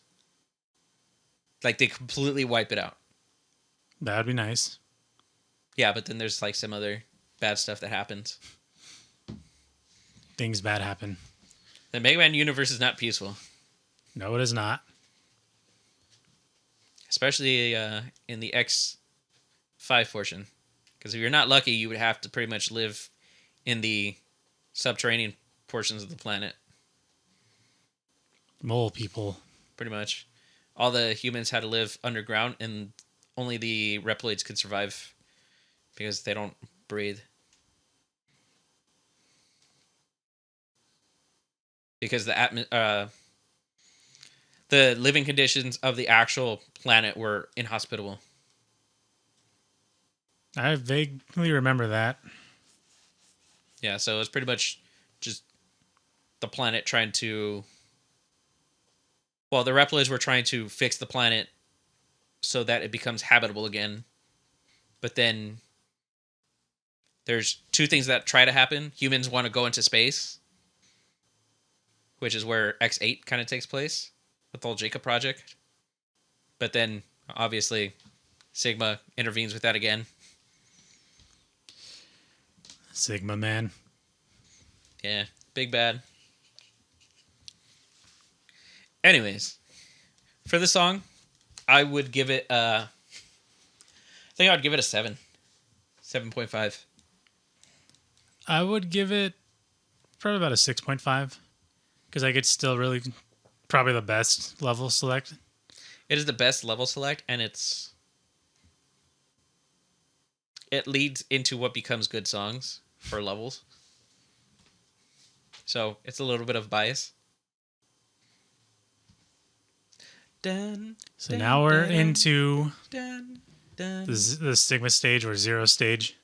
Yeah. Well, I mean, I always call them Sigma stages, but this would be technically the Zero stage, or Zero stages, because it turns into from the Sigma virus to the original Zero virus, which is technically stronger. So the actual stage music itself is weird because it's not supposed to be fitting a theme besides it being like a dark area. Like these are areas where it's not only Sigma's like domain or base kind of, it is also part of Dr. Wily's because he's also hinted to be alive technically. I don't remember that. You would only get most of that if you play on Zero side. I mean, I did. I don't remember that. Yeah, it's hinted at when you play as Zero in the X versus Zero fight, as well as fighting Sigma as Zero. He talks about how an old man, or I think he says an old scientist, who create Zero, told him that he would be the strongest Reploid if he followed his original programming, which is why the Sigma spread the Sigma virus so rapidly as he did, to try to infect Zero, turn into the Zero virus, so that way it makes him awaken his true self, which is how you get an alternate boss fight in this game. Thank God. Yeah, the story is very, I wouldn't say convoluted, but it's very all over the place. So the song itself, the first half is literally just the mission or the stage select song. So we're not going to talk about that. But the second half where it kicks in, it's literally a trail song. Like classic Sky. I was going to say like the Azure games or the Sky games. So I'm going to wait for it to happen. But it's like literally the same exact instruments, like the writing style, like just everything about it. Like it's literally just, here's the Sky song. Or I guess it'd be the other way around, but. Here's a Megman song. I can hear it. I can hear like what you mean as it being like a Sky song. It's the same exact writing style. It's like with the piano doing its thing.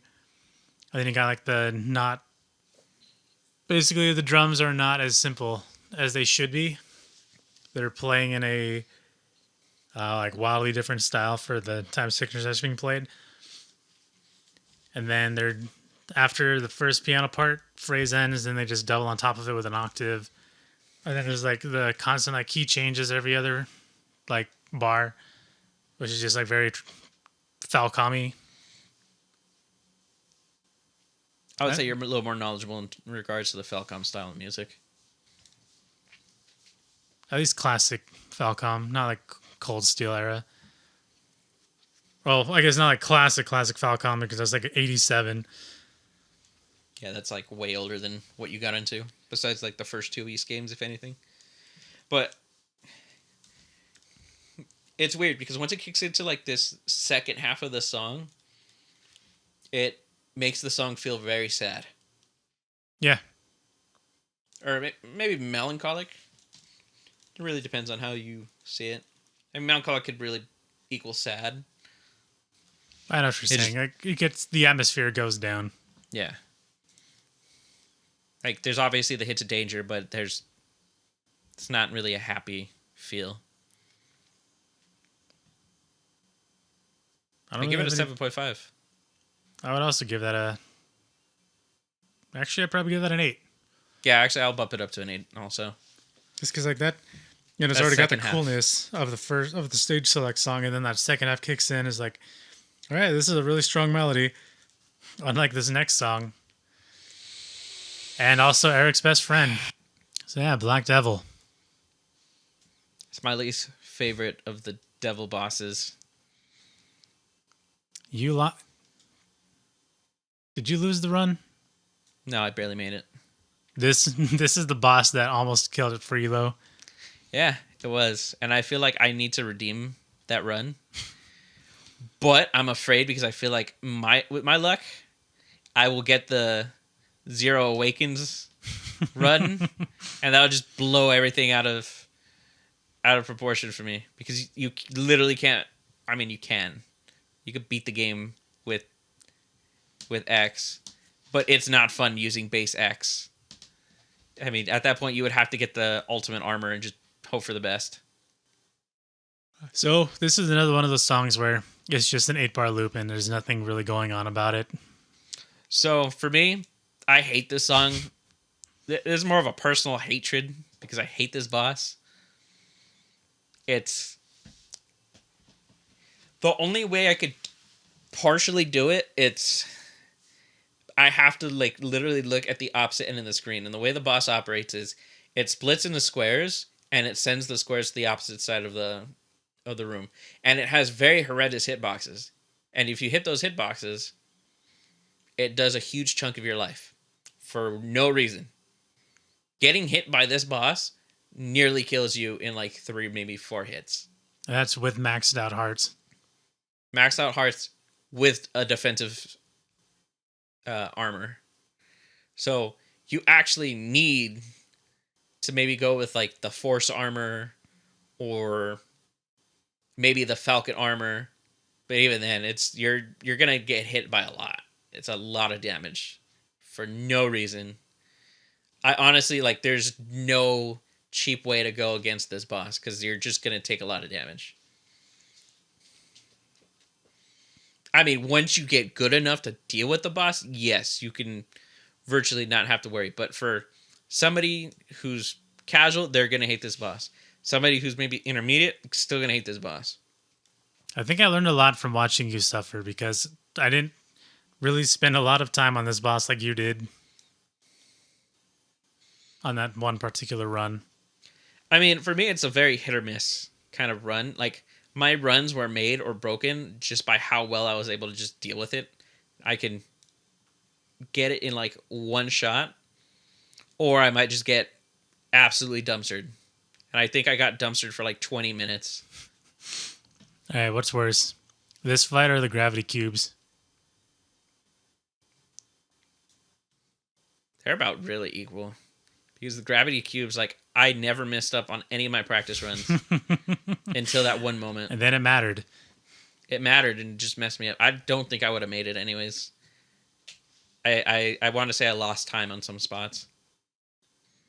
The song, it's 8 bars. It's 8 bars and it's just like the same organ just going ham like in an arpeggio. So, considering this is supposed to be like a mid-big boss, I'd give this song a 3. Yeah, I mean, that works. I would give it maybe a 2 or 0. 1 because I hate this boss out of spite. It's fine. Now, I don't mind Rangda Bangda. Dumb name, by the way. It's pretty much a remake version of the fight from the original X1 fight. Yep, same song too. Yep. Oh, this is Vile's theme. No, this is Rangda Bangda.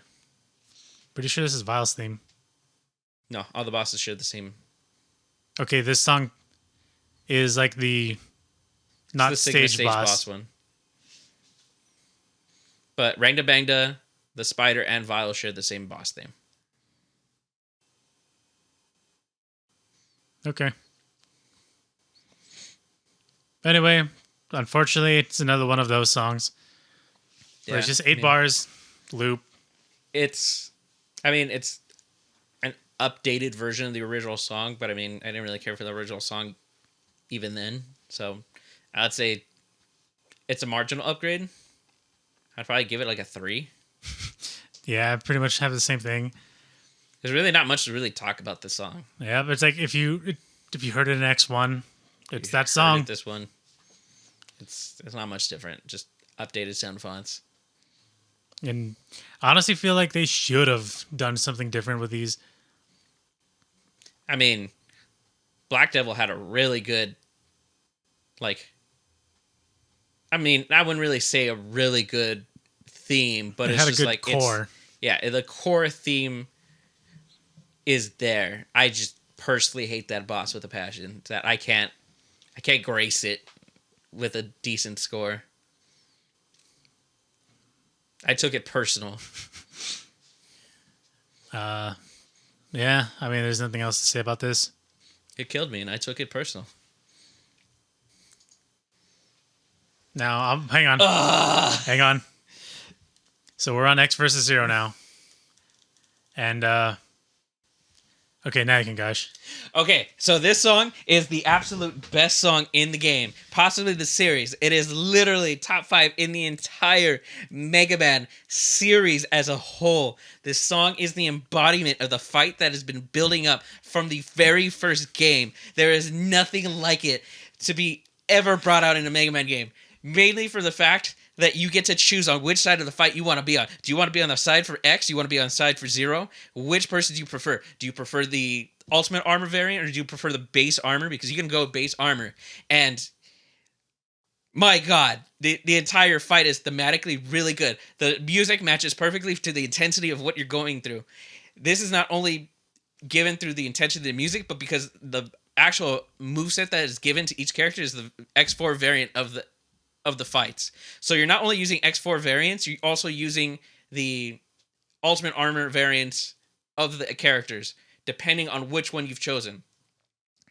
With that being said, this fight can be even more intense if you're using or going against the original version of Zero or Evil Zero, depending on which way you want to go about it. But pretty much the way that one turns up the intensity of this fight to an 11. The thought of this fight being even more awesome is just mind-blowing to me because of how thematically perfect this moment is. And oh my freaking God.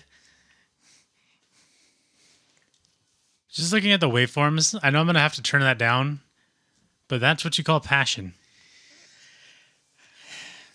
You good? No, I still need to gush a little bit more. So pretty much there is just so much intensity. This fight is I will say it right. It is the epitome. You heard that right. It is the epitome of the perfect rivalry coming to a head. It's like there's no better moment. And the entire reason is entirely stupid. It is the stupidest reason to ever have them fight. But they did it. They just did you know what? We should just have them fight. You know what? That makes sense. They should fight.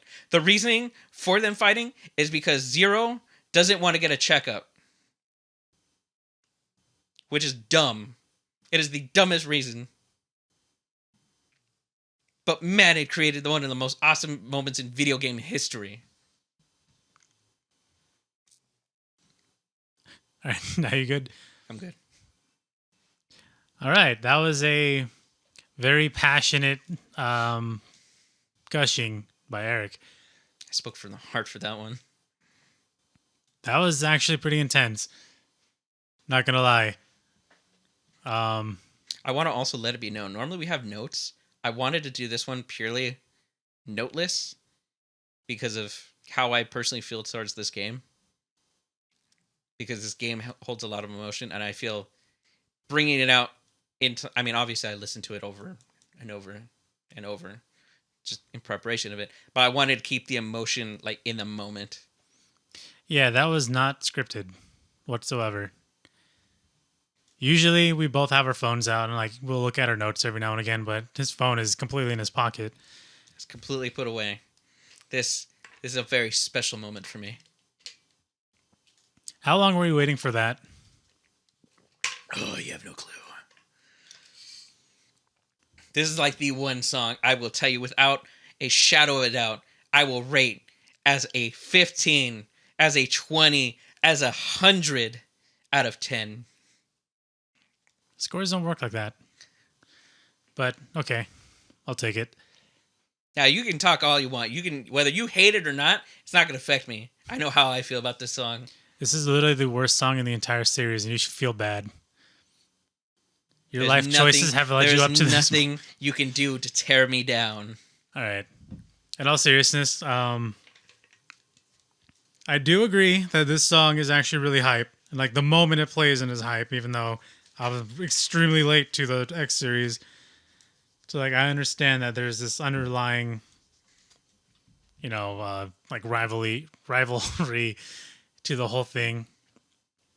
And, it does come to a head for the dumbest reason.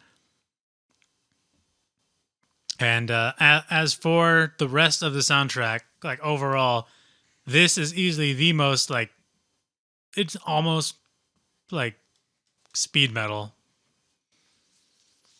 Now, there's two things I want to talk about that I think came up before, like months ago. So I believe this was the song that was heavily used in the East 9 song. I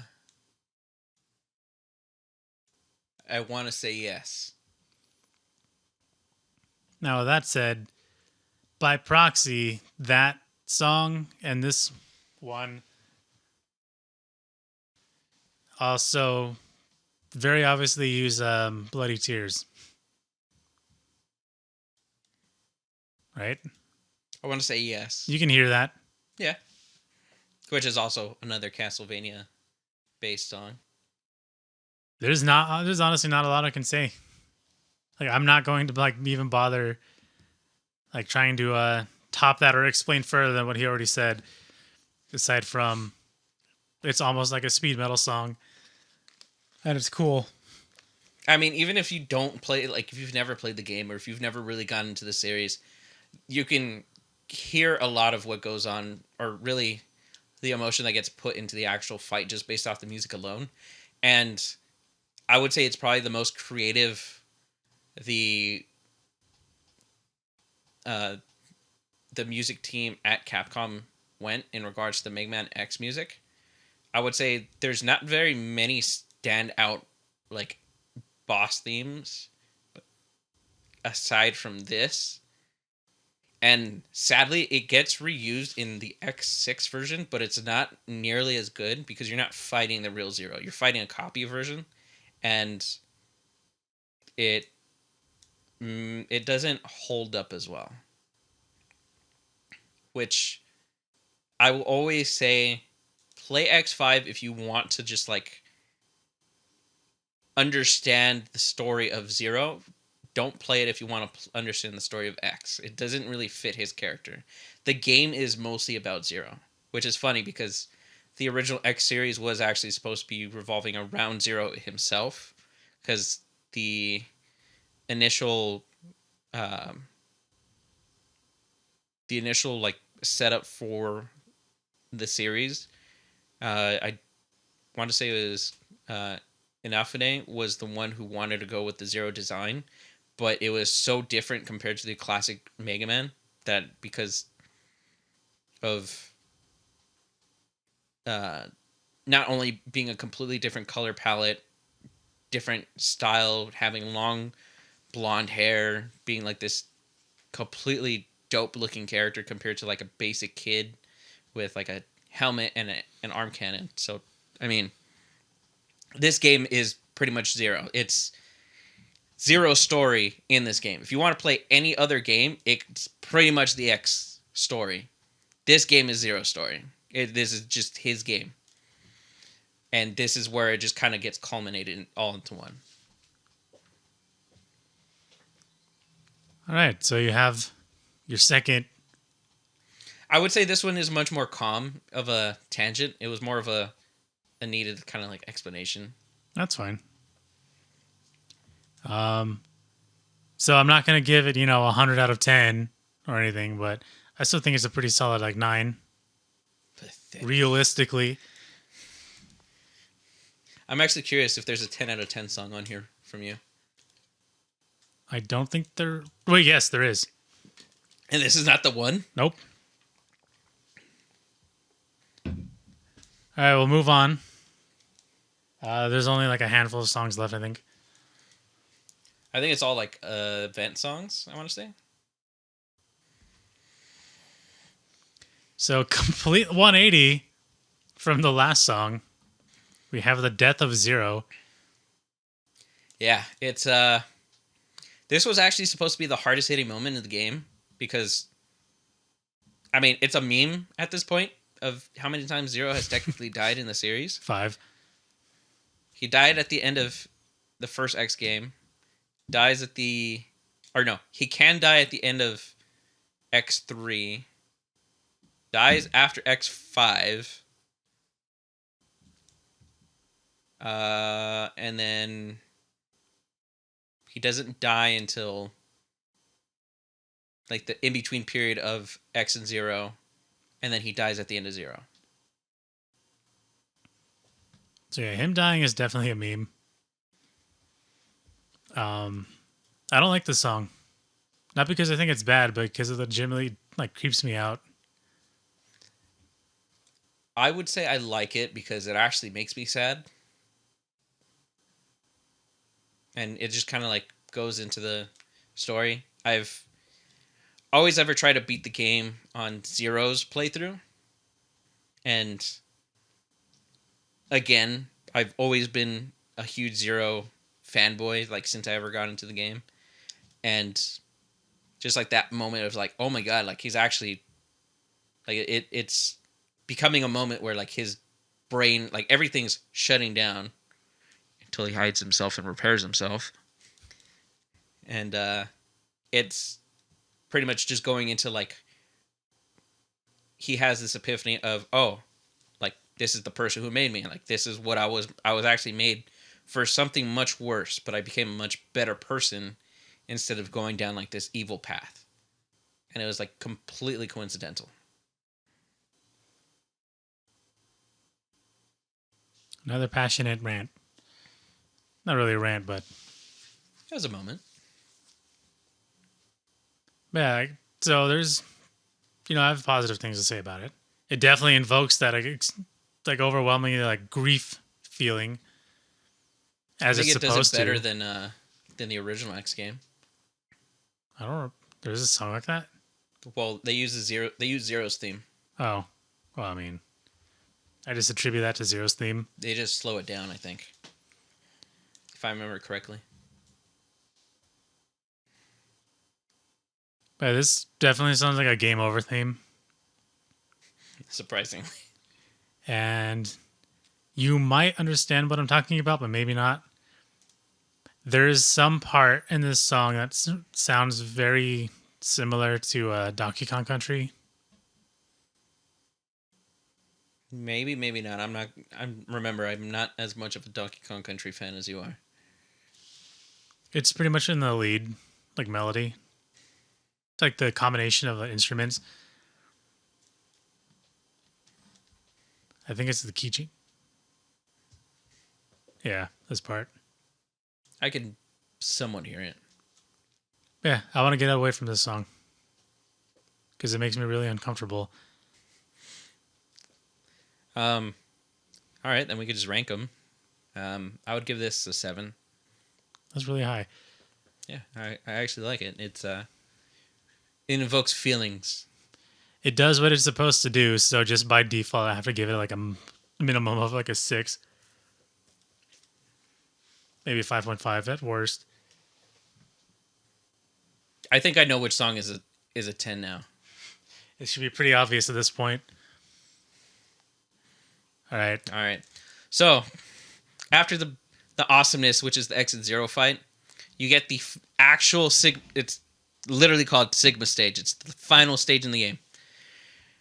Pretty much it's setting up for the actual final boss fight. I mean, obviously you're fighting the round robin of the 8 Mavericks like you do in every Mega Man and some Capcom games, depending on which game it is. But, I mean, pretty much it picks up with a really different sounding song. And it, for whatever reason, is very triumphant. Like, it's very hype-filled.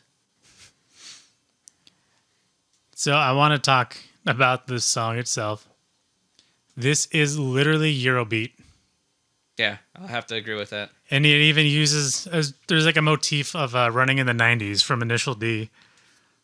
If it happened, like when it happens again, I'll point it out. Breakdown. But like something was definitely off to me, like when I first heard the song, or at least for the listen through. And I'm like, what is it? Like something just seems really different or like familiar. And I was like giving it some like deep attention and was like, wait a minute. This is literally Hero Beat. Like, of course, it's a little like overall higher pitch and stuff because, video game. Yeah. I want to say like it somewhat fits within the context. Here it is. There's a running in the 90s. It's funny. That actually does fit really well. It's the motif. I was gonna say, like, with the type of synth that they use, like, it fits within the context of the rest of the sound fonts or sound files that's used in Mega Man X5. It just sounds, at least the way the song is designed, just completely out of left field. Like, it doesn't really feel like it fits. I mean, it's a good song. I like it. But just within the context of the rest of the game, it just feels like it was just made by somebody different. I believe they're all made by the same guy. Yeah, it's made by the same person. I actually don't know who was the composer for the music. It's like Naoto something. But it's so different from the rest of the game. Like, everything has, like, the electronic sound, obviously. But it's mostly, like, rock or, like, a type of rock. But this one just completely changes genre compared to every other song. Yeah, I get what you mean. It is literally different from the rest of it. Because, like, most of it's, like, rock-centric and maybe a little bit, like, electronic-centric. And then this one's just straight up Eurobeat. And then it's got, like, a weird blues, like, part after. But, like I said, I really like it. Me too. Especially for the meme. Oh, for the... Yeah. I would give it an 8.5, honestly. I give it an 8. Look at the YouTube comments for this song. It's pretty much all just like the same thing, like Eurobeat. It's like I feel like I should be drifting. Just stick it in initial D and you'll pretty much have it. Yeah, it's a good song. Aside from the meme, too. And moving on. All right, so now for the boss music. Well, outside of the X and 01. So, in terms of boss music, I actually really like the boss themes in this game. It's probably one of the higher ranking boss music within the series. Agreed. It has the imposing feeling, and like they actually feel like a threat. Especially like the bigger enemies, like Grizzly Slash and Matrix. Like, they feel like these are Avenger level threats. Maybe not that drastic. Well, yeah, I mean, these guys are really dangerous, especially when you get to the refights of everybody when they're all set to level 999 or level 99. I thought the leveling thing was only in 6. No, it's in 5. It's a little less convoluted in 6. Anyway, I think that this is probably one of the stronger, like, general boss themes. Because, like, it actually, it doesn't suffer from, like, what do you call it? Kind of like old video game stuff, like, Pokemon Gen 1, where most of the battle music was just, like, extremely dissonant and there's, like, no real melodies. Or there is melody, but, like, it's just too dissonant to enjoy. Yeah, it's plus because of the much better mixing in this game, it's not drowned out by constant attacks, explosions, or any other type of distraction that the game could possibly throw at you. It was done very well. I feel like the mess ups on X4 led to a much better version in X5. That would make sense. So something I want to point out, like, maybe you'll know what I'm talking about, but the beginning of the song sounds a lot like Blinded by the Light. The Final Fantasy 13. Yeah. I'll wait for it. Yeah. Yeah, I hear it. That's weird. I actually didn't think about that. So Square Enix is stealing ideas too. I'd have to give it an 8. Let's see if I had anything else. Nope. It's cool. It's a good song. It's very electronic. And I'd give it a 7. Because it's definitely probably one of the better general boss songs. Now, Dynamo's battle theme. This song is so weird. It's so cheesy because, I mean, it fits the character. He's a very cheesy character. You like Sunglasses Man? I mean, I like the character. I mean, I prefer Vile in terms of a villainous rival. But it's just like the character is silly and he has a really cool theme to go along with it. It's sad that he kind of like disappears after 6. You know what this song is? It's literally just Van Halen and Motley Crue. I was gonna say it sounds like a Van Halen song. It's literally like swing rock. With a lot less tapping. Well, that's tapping. Well, at least compared to Eddie Van Halen. Remember, he's a guitar genius. Literally the best guitar player ever because he can tap. That aside, I have nothing wrong with Van Halen or Eddie Van Halen. Neither do I. We meme on it. Mainly because of how everybody reacts to him. So I have another weird connection. To the song? Yeah. This part, like the second half or third part, I guess it would be. Where it goes into the drum solo? Yeah. Or split between drums and guitar? Before it loops. So it's already past it now, but it reminds me of Joe and Mac 3. Which I don't remember if I had you play that game or not. No. I've played Joe and Mac, but I don't think we've ever played 3. That's usually one of my favorite SNES games. I want to say I played the second one. The one that wasn't even Joe and Mac. Joe and Mac 3 is actually Joe and Mac 2. Wait, really? Yep. Maybe it was the first Joe and Mac then. Because I played it with a friend when I was really that little. one was rough. They're all three of them are on the Switch SNES thing. And the first one I played again recently, and that was rough. I mean, all those old platformers are really rough. Joe Mac 3 still holds up pretty well. Song is like it is cheesy,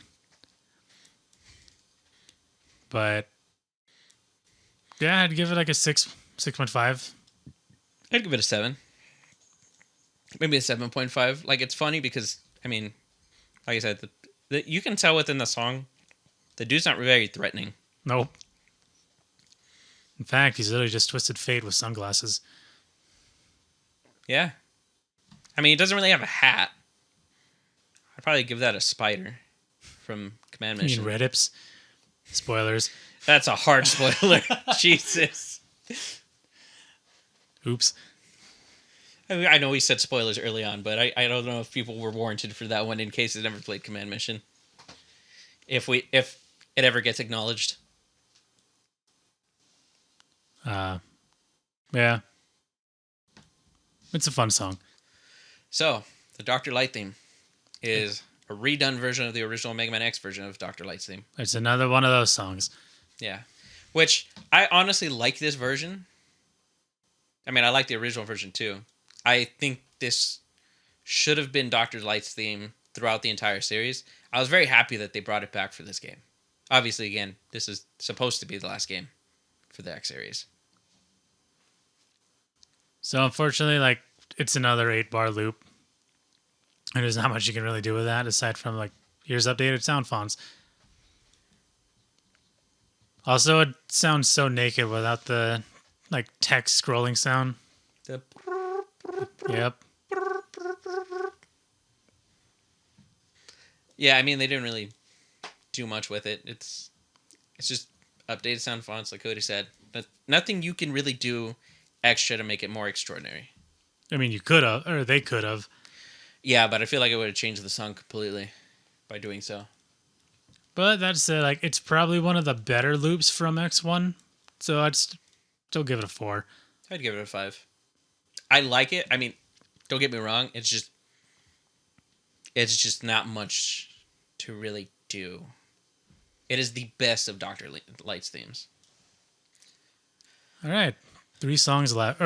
3 songs for the main soundtrack left. Yeah, I want to say there's an entire extra soundtrack, which is just like the beta songs. Pretty much. Which are not nearly as good. Speaking of not nearly as good, this song. I like this song, actually. It's okay. So, I like the second half of it after it replays it's the main thing. This part? Yeah, it's going to... Right here. Oh, right. The very circusy song. I see what you mean. It reminds me of something else. Did I write it down? But in terms of the first Sigma fight or first phase of a Sigma fight, I would say it's good. There are some better first form Sigma fights, I would say. I want to say I probably prefer this Sigma battle, or this fight's battle theme, over the second form. Really? Yeah, I prefer X4's Sigma battle themes and X6's. Those ones were much better. I don't remember those off the top of my head. X6's has possibly the best, like, second form. It's like my favorite boss, or it's my favorite Sigma theme. I know X6 had the scariest Sigma. Not only that, it had this, like, the most imposing music to go along with it. To me, this song is very whatever. Like, it actually does have some of that, like, Pokemon Gen 1 thing I was talking about. Or it's too dissonant to enjoy. It's, like, too quick and dissonant. Like, aside from the point that you pointed out, like, that's probably the only enjoyable part for me. If they kind of built a little bit more on this part, it probably would have been much better. But I'd honestly give it a 5. I'd give it a 7. Like I said, it's up there in terms of Sigma themes. But there's other Sigma themes that I much prefer, that I think they did it much better. I kind of wish they would have done a little bit more in regards to this song. I kind of wish Sigma had, like, a general theme, though, like, that followed throughout the entire series. Like, they could have changed, but... That probably would have been stronger. Or even could have, like, redone his first battle theme from the first X game. X1 was pretty cool. Yeah, I was surprised... Wait a minute. Start the song over again? I think I just realized something. I want to say it is the first X or Sigma boss fight. I was talking about the mouse part. Oh, you mean when his head attaches to the giant mouse? Yeah. Like, that song is the one I was talking about. Oh, I was talking about, like, his actual, like, when he hops to the wall. It's kind of like how he does in X5. Yeah. Instead, he just kind of flies. You picked up on a motif. Yep, I did. I did it all by myself. I'm a big boy. Welcome to the club. Hey, you're a music man, all right? No, I'm not. I'm just an imposter pretending to be one. And that, ladies and gentlemen, is imposter syndrome. All right. So, the Sigma Battle 2 theme, I think it's still good. You don't think that it fits Mega Man because it has no semblance. It has no semblance of Mega Man. Yeah, it's all orchestral. Like, it is so far from what is established in this game. Like, it's very, I wouldn't say off-putting, but it's very weird. Like, it's kind of Star Wars-y. Yeah, it's very, like, it doesn't fit Sigma as the villain. Like, I know what they were going for. They were going for, like, this final fight for this big villain. Like, this was supposed to be, like, his great downfall. And, I mean, it worked with, like, how, like, nice his armor looked in comparison to every other form. And, like, he has a giant, like, battle body armor, which doesn't do it justice because you're fighting the background. It was overly ambitious, I think, honestly, at the time. I see what you're saying. Like honestly, it does remind me more of like Ocarina of Time and Star Fox. Yeah, it's. I mean, funnily enough, when you say Star Fox, he has eyes on his hands. Ah, would you look at that? Yeah. I mean, I don't know if it would be more of a callback to Star Fox, but it's just a general. Coincidence. Yeah. So for the song itself, like, you know, as you said, like it does not fit Mega Man really because like it's all orchestral, which Mega Man is not. But yeah, I would have to knock it lower just because it doesn't fit. I would, like I said, I think the previous song works better. So I'd have to give this one like a 6 or maybe a 6.5 at most. It's just in terms of it's very grand. So it's like it's making this character more imposing, which I know it's what they're trying to go for. It like it just keeps getting repeated. It just doesn't fit. It's not Sigma. I would also I would have given it a 7, but because the whole thing, I'd give it a 6. So the last song does fit better, but I think this song is as a song is just better overall. Like this is more of a song, Yeah. but I don't know. It's my preference of Sigma battle themes. Actually, also X8's version of Sigma's battle themes are much better. But that even then that's like it's not the highlight. Yeah, it's not really the highlight of the game. We will go into X8 eventually. Soon. I mean, unless you choose it. I want to kind of save it for... I'm going to leave you for the Mega Man guy. I say maybe like later on in the year. Yeah, spread them out. All right. It's the last song next, right? Yep. Which is, I want to say your favorite song, which is possibly the 10. Yep. Both right. Now, as we just discussed, this is my 10 of 10. And there's only kind of... Well, there's a big reason why that's the case. A long time ago, there's this website. Well, it's probably still up, honestly. It's still up. It's OC Remix. And I don't even know what started it, but like you found a version of this song. I downloaded the entire... So there was a collection of Mega Man X OC Remix songs that people made, and they put it in like an album or multiple albums. And I want to say I shared that entire thing with you. I only got 3 songs. And one of them was Lucamine's... Both of them. I got 2 Lucamines. Oh, you got both Lucamine's... It is Lucamine, right? Yeah. Not Lumine? Oh, wait, yeah, right. You're right. Whoops. So, yeah, I get confused between the two. Pokemon uses Lucamine. Lumine is the bad guy in 8. But Lumine has really good songs. We'll get to those eventually. But they remixed the ending for X5, and they made it even sadder, if it was even possible. It's a jazz hop song, too. And I love jazz hop. But which I guess nowadays is called lo-fi. Yeah. Go figure. So pretty much as the ending of the song, this is a really sad song. Yes, it is. Especially depending on which ending you get. Based on which character you use. So at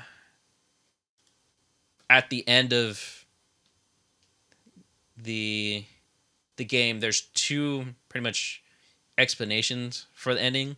Pretty much Zero dies, which is why the whole Zero death music is a thing. Then there's like this little epilogue thing that kind of happens that explains like the story, or at least what's supposed to happen in the story going forward. And again, this was setting up for the X series ending and going into the Zero series. And they're pretty much closing out somewhat Zero's story, and then also setting up X to be this character where he's going to temporarily carry like Zero's torch, which is kind of funny because X has always been the one to be like the protector of the like of humans, or like the pretty much general populace. So it's just more so he's carrying the burden alone until like the possible future. It's essentially just a lot of buildup or a lot of closure and emotion being put into this song.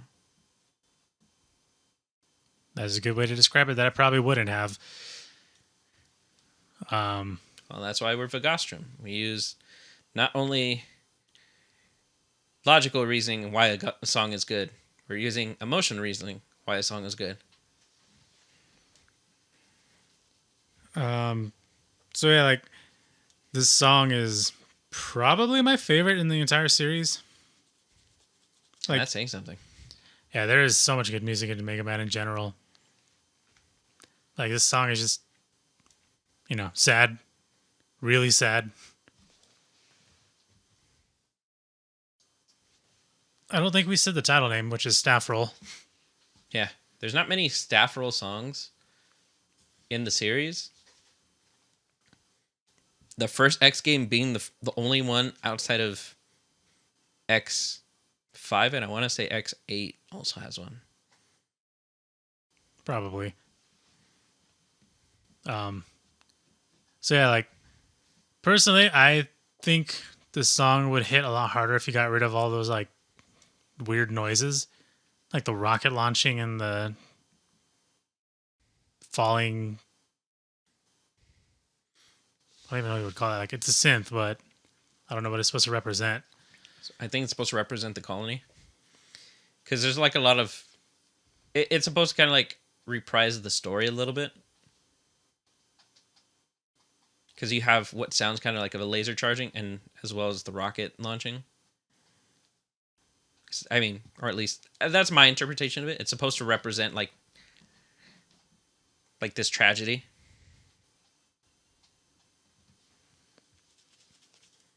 That makes sense. Also, that trumpet in the left, also very Falcom-y.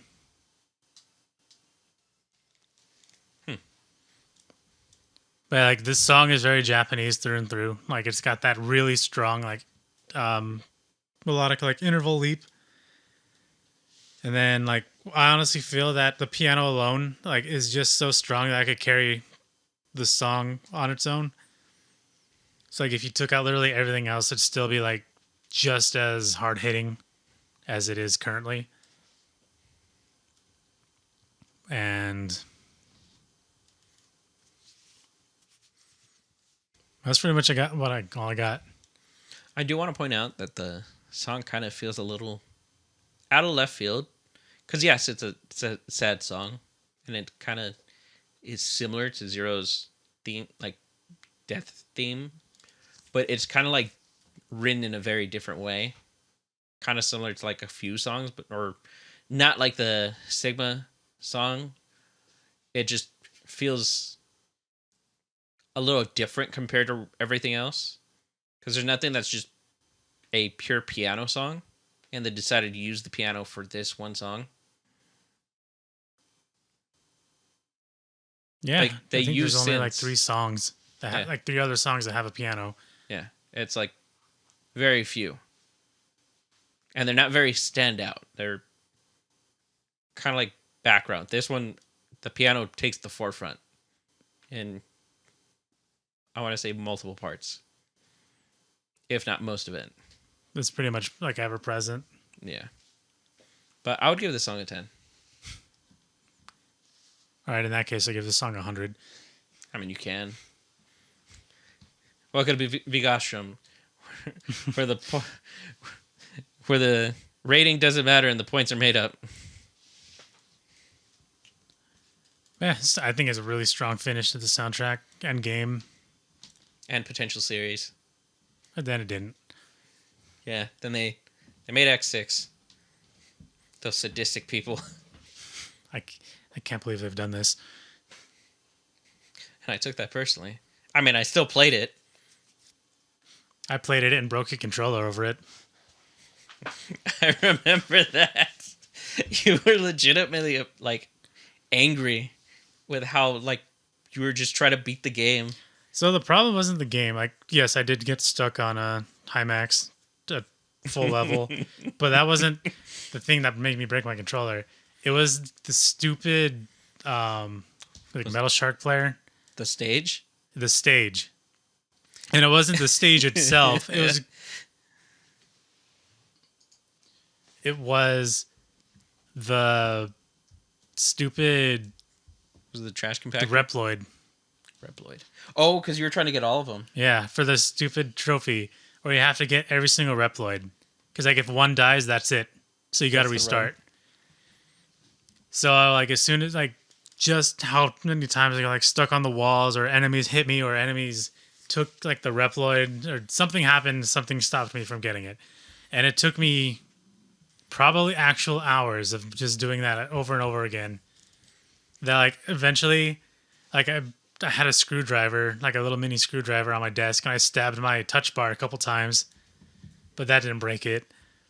But then after more times of that, I literally just threw my controller on the floor, which I have a wood floor, and it just broke the Y-axis on the right stick. And I can no longer use that controller. It's the red one, right? Yeah, that was my first red one. My second red one doesn't work because of drift. Oh, that sucks. And yeah, what was I talking about? I don't remember why I was talking about that story. It just, you pretty much brought up. Anyway, the X5 soundtrack review is over. Now, for something we haven't done in quite a couple weeks. Three videos, I think. Yeah. Is personal songs. We actually decided, well, very last second, to go over our personal songs with, I mean, which one did you want to go with first? I'll do mine since you're the host. All right, so we'll go. It's very not Mega Man related, which, I mean, that's not a bad thing. It's personal songs. Songs you personally enjoy. Whether it's a one-off or whether you ever want to deep dive into the actual song itself or album or OST.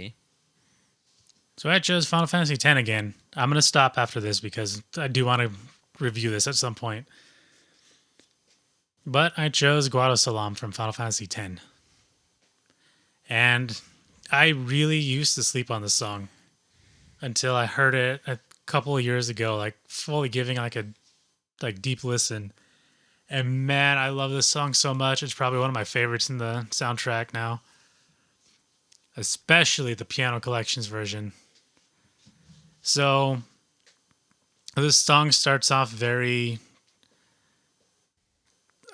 I don't really know like region specific, but it sounds like kind of like India, like Southeast Asia, I guess. Yeah, I could definitely hear that. But like the melody slowly comes in through the song, and I just kind of like ever like builds. Just like kind of like a transfer structure, where it's like bar happens, something new, bar happens, something new, bar happens, something new. But like it just reaches like this really like slowly building climax, and it's like there's just so much going on. Like you got the strings coming in, you got flutes coming in, and then you got like these kind of like sleigh bells, and you got a choir coming in. And you have a hammer dulcimer, which, you know, I told you I love. He likes hammers and dulcimers. I just everything about this song, like I think the slow build up is like worth it just for like the way everything comes together. And of course, you know, Guadosalam is the place with the far plane. And Which is where all the dead people are at. I think thematically it also makes or fits really well. I want to talk more, but like I'm just like soaking in the song right now. You go ahead. All right. So I would say I prefer the second half of the song. Obviously, that's where all the instruments are in play. The build up pretty much happening. I would say it's because my inability to be patient is why I probably don't like this song as much. I was never really a fan of Guado Salam in general. Not only because of my burning hatred for Seymour, but because it's just like it never really stuck out as a good or fun place to really be at when playing through this game. But I don't know. It's mostly like the kind of like the drum beats at the beginning kind of remind me of the Goron City in like Ocarina of Time, and I don't really personally care for that little area. It just never really strikes me as a type of song or sound that I can really get into or enjoy. Just be glad it's missing the stupid.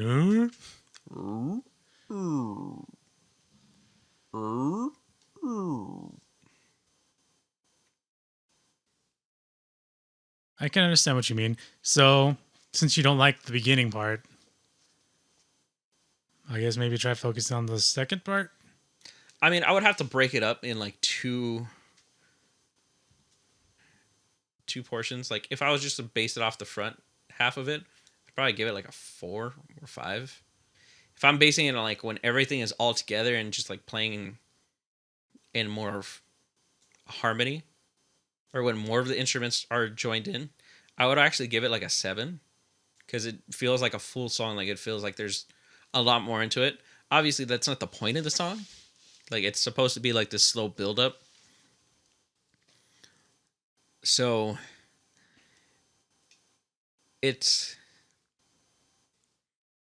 I would still say it's a good song. It's just I'm too impatient to really be able to get the full effect or fully enjoy it.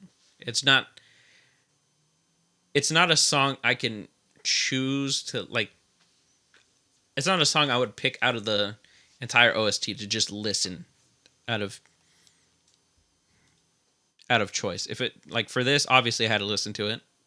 Like I do enjoy the second half, like I said, but it's not something I would actively listen to. Yeah, I think you would definitely enjoy the Piano Collections version then. Probably. Because that one's like very. It's also super tricky. Like I was trying to perform it once for my piano class a couple of years back, and then I tried it. And I'm like, oh, yeah, it's not gonna work. And then I went with Servants of the Mountain, and somehow that was better. But yeah, I think I slept on this song for over a decade, and then just one day, like I heard it again and clicked. It's like, wow, this song is actually fantastic. Fantastico. All right, so if you average it together, what would you put it at? I'd probably give it like a 6.5, 7. I would say the front the front half of it is not bad enough to where it would affect the overall score. All right. It's not it's a it's hard to explain. It's not long enough to be drawn out to where I dislike it, kind of like the Diablo songs, where it's just like it was a minute straight of nothing happening, or maybe 2 minutes straight of nothing happening. It's more of a, all right, so you got a couple, like, you have a couple measures of just this. Now you're adding this, and now you're adding this, and it's not like huge dissonant, or if it's not huge, just ambient noise. It's you have the ambient noise as like the base, and then you're adding more. It's like a cooking pot, I guess you could explain. It's just you're adding more to like this stew, and then once you finish, you get a really good piece. It's just I hate waiting for the water to boil. The boiling is what's killing me. All right. I get that. That to me, that's still a pretty good score, not store. Yeah, that's my hunter. But I'd personally give that song like a 9.5. It's almost perfection. And now to you.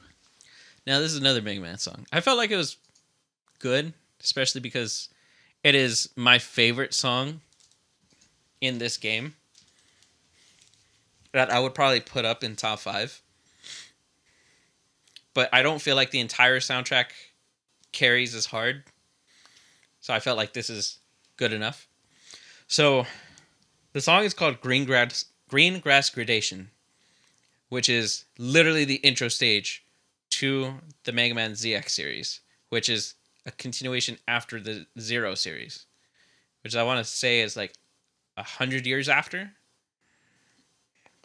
It's a long time. Yeah, it's a long time. I honestly want to say that the difference between the X and Zero series is like 1,000 years. Ah. Yeah, it's a long step. But I always got so hyped when I heard this song. And it's when I first got this game, I played the heck out of this level. Like, I would just go back to this level just to go around, just to fight enemies. Even though if there's, like, no boss or anything or fight, like, on repeat, I will always go back to this area and just, like, go ham throughout the stage. And this became a thing where it's like, I will go in, just go through it, finish, go to the save point, save, turn it off. That's it. Like, I've beaten the game at this point. I will just go through the entire level and enjoy myself just doing that. Because the music itself just makes me come back. Like, it's not the level itself, it is the music makes me want to just go through it. And it is very rare for a song to just make me go through a level just for the music's sake. It's usually the level is so fun and then the music is like a bonus. It's like, no, the music, it is the main reason I want to do it. Funnily enough, this is also used as the promo song for the trailers and advertisements for the ZX series. Yeah, I saw them. Or ZX game, sorry. I'm actually surprised you went with this version and not the, like, CD version. I wanted to go with the original version because this was kind of like the one that got me into it. I mean, which is kind of weird to go with because I saw the trailers, but it's just like this song is like it kicks in and it's just like, all right, this is a Mega Man game. This is a Mega Man game. It's like, you know, you're in a Mega Man game when you find that like there's the one song that like kind of gets you into it, and the fact that it just like started it off at like the beginning. And I kind of wish they actually, outside of like the little trailer for the game, if they would have just made an entire anime out of this, I would see this as like the main theme. Wait, I mean, it kind of is, but not really. I know what you mean. I just realized that this song is actually missing the second half that the CD adds. I want to say the CD adds like an extra part, which I think is from the trailers. I cannot confirm or deny that. I would have to double check. But like I said, this was the original version, so I felt like it was more important to put the original version in. I guess because this was the actual song, or within the game itself. So, you know, I never heard this version, like, until maybe a few months ago. Have you gone through the Zero and ZX series? I'll probably do that after Xenoblade. Because, like, you know, I'm not going to play 0-1 and then, you know, move to another game and then come back and do 0-2 and then move to another game. I'd rather just do all of them at once. I'm like just I gonna did with say, the X Collection. You're not going to enjoy 0-1. I remember your playthrough. 0-1 is not the best game to play.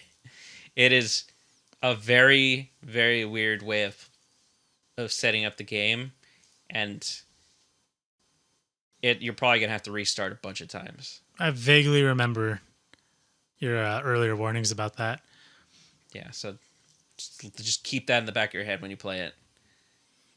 But yeah, I only heard this version of the song like maybe a couple months ago when like you showed me the CD version like many years ago, and like obviously like I like that song or that version more just because I'm more familiar with it.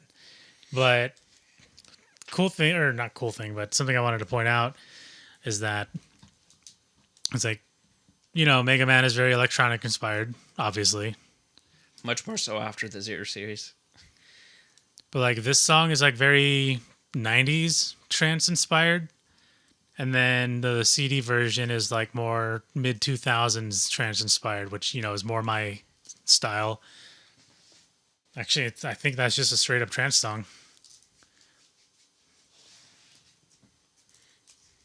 But anyway, so yeah, I like the song a lot. Like, it's very basically trance. I like the melody is really strong. Although those like orchestral hits are killing me. Oh yeah, that's right. You hate orchestra. I keep forgetting that fact. That's why I hate Don't Say Lazy. I just thought it was because it's an overplayed song. It is, but it's because of the orchestral hits. Yeah, I don't really have any like memories attached to the song because I just know the song itself. Once you get to it, you'll enjoy it. It's a very hype moment, is what I'll say.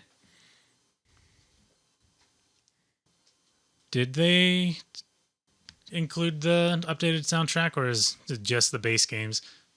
I don't for remember. The ZX collection. Or the Zero ZX collection. Yeah, that.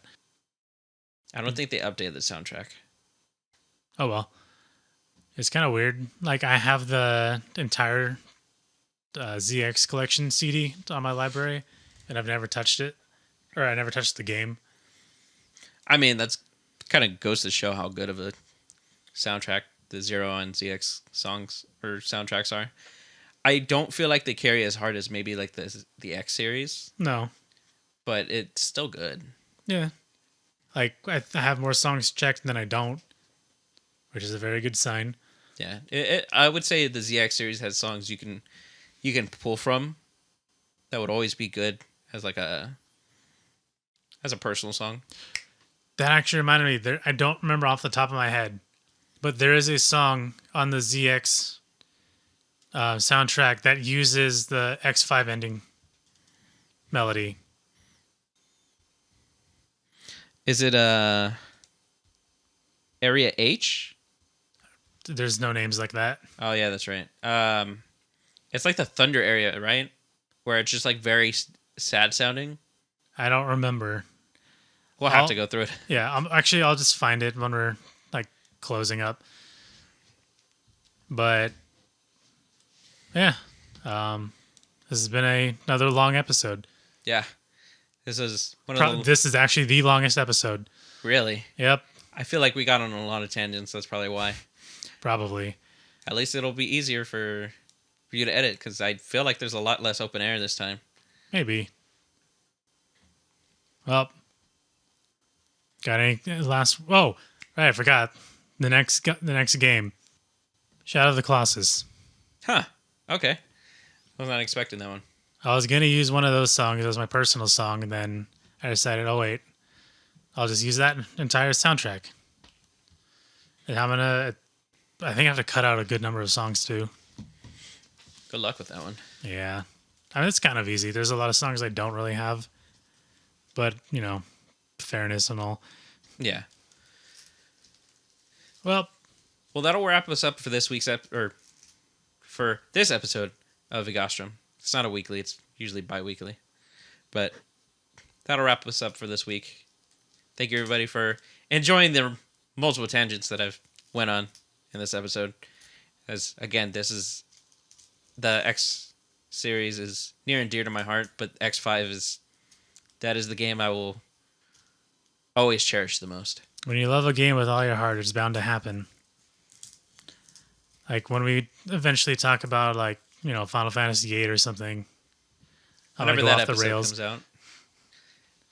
I'm sure you'll be much more emotion prone for that one. Mm-hmm. But thank you again, everybody. And again, like, comment, and subscribe. It'll help us out. Anything that you want to say or want to add within, if you've ever played the X series, or if you want to throw in your 2 cents, or if there's actually a part that you liked within any of the tangents or explanations, again, feel free to leave us a message. We'll be sure to look through them. But again, that'll be us for this week or this episode. See you on the next one. Goodbye.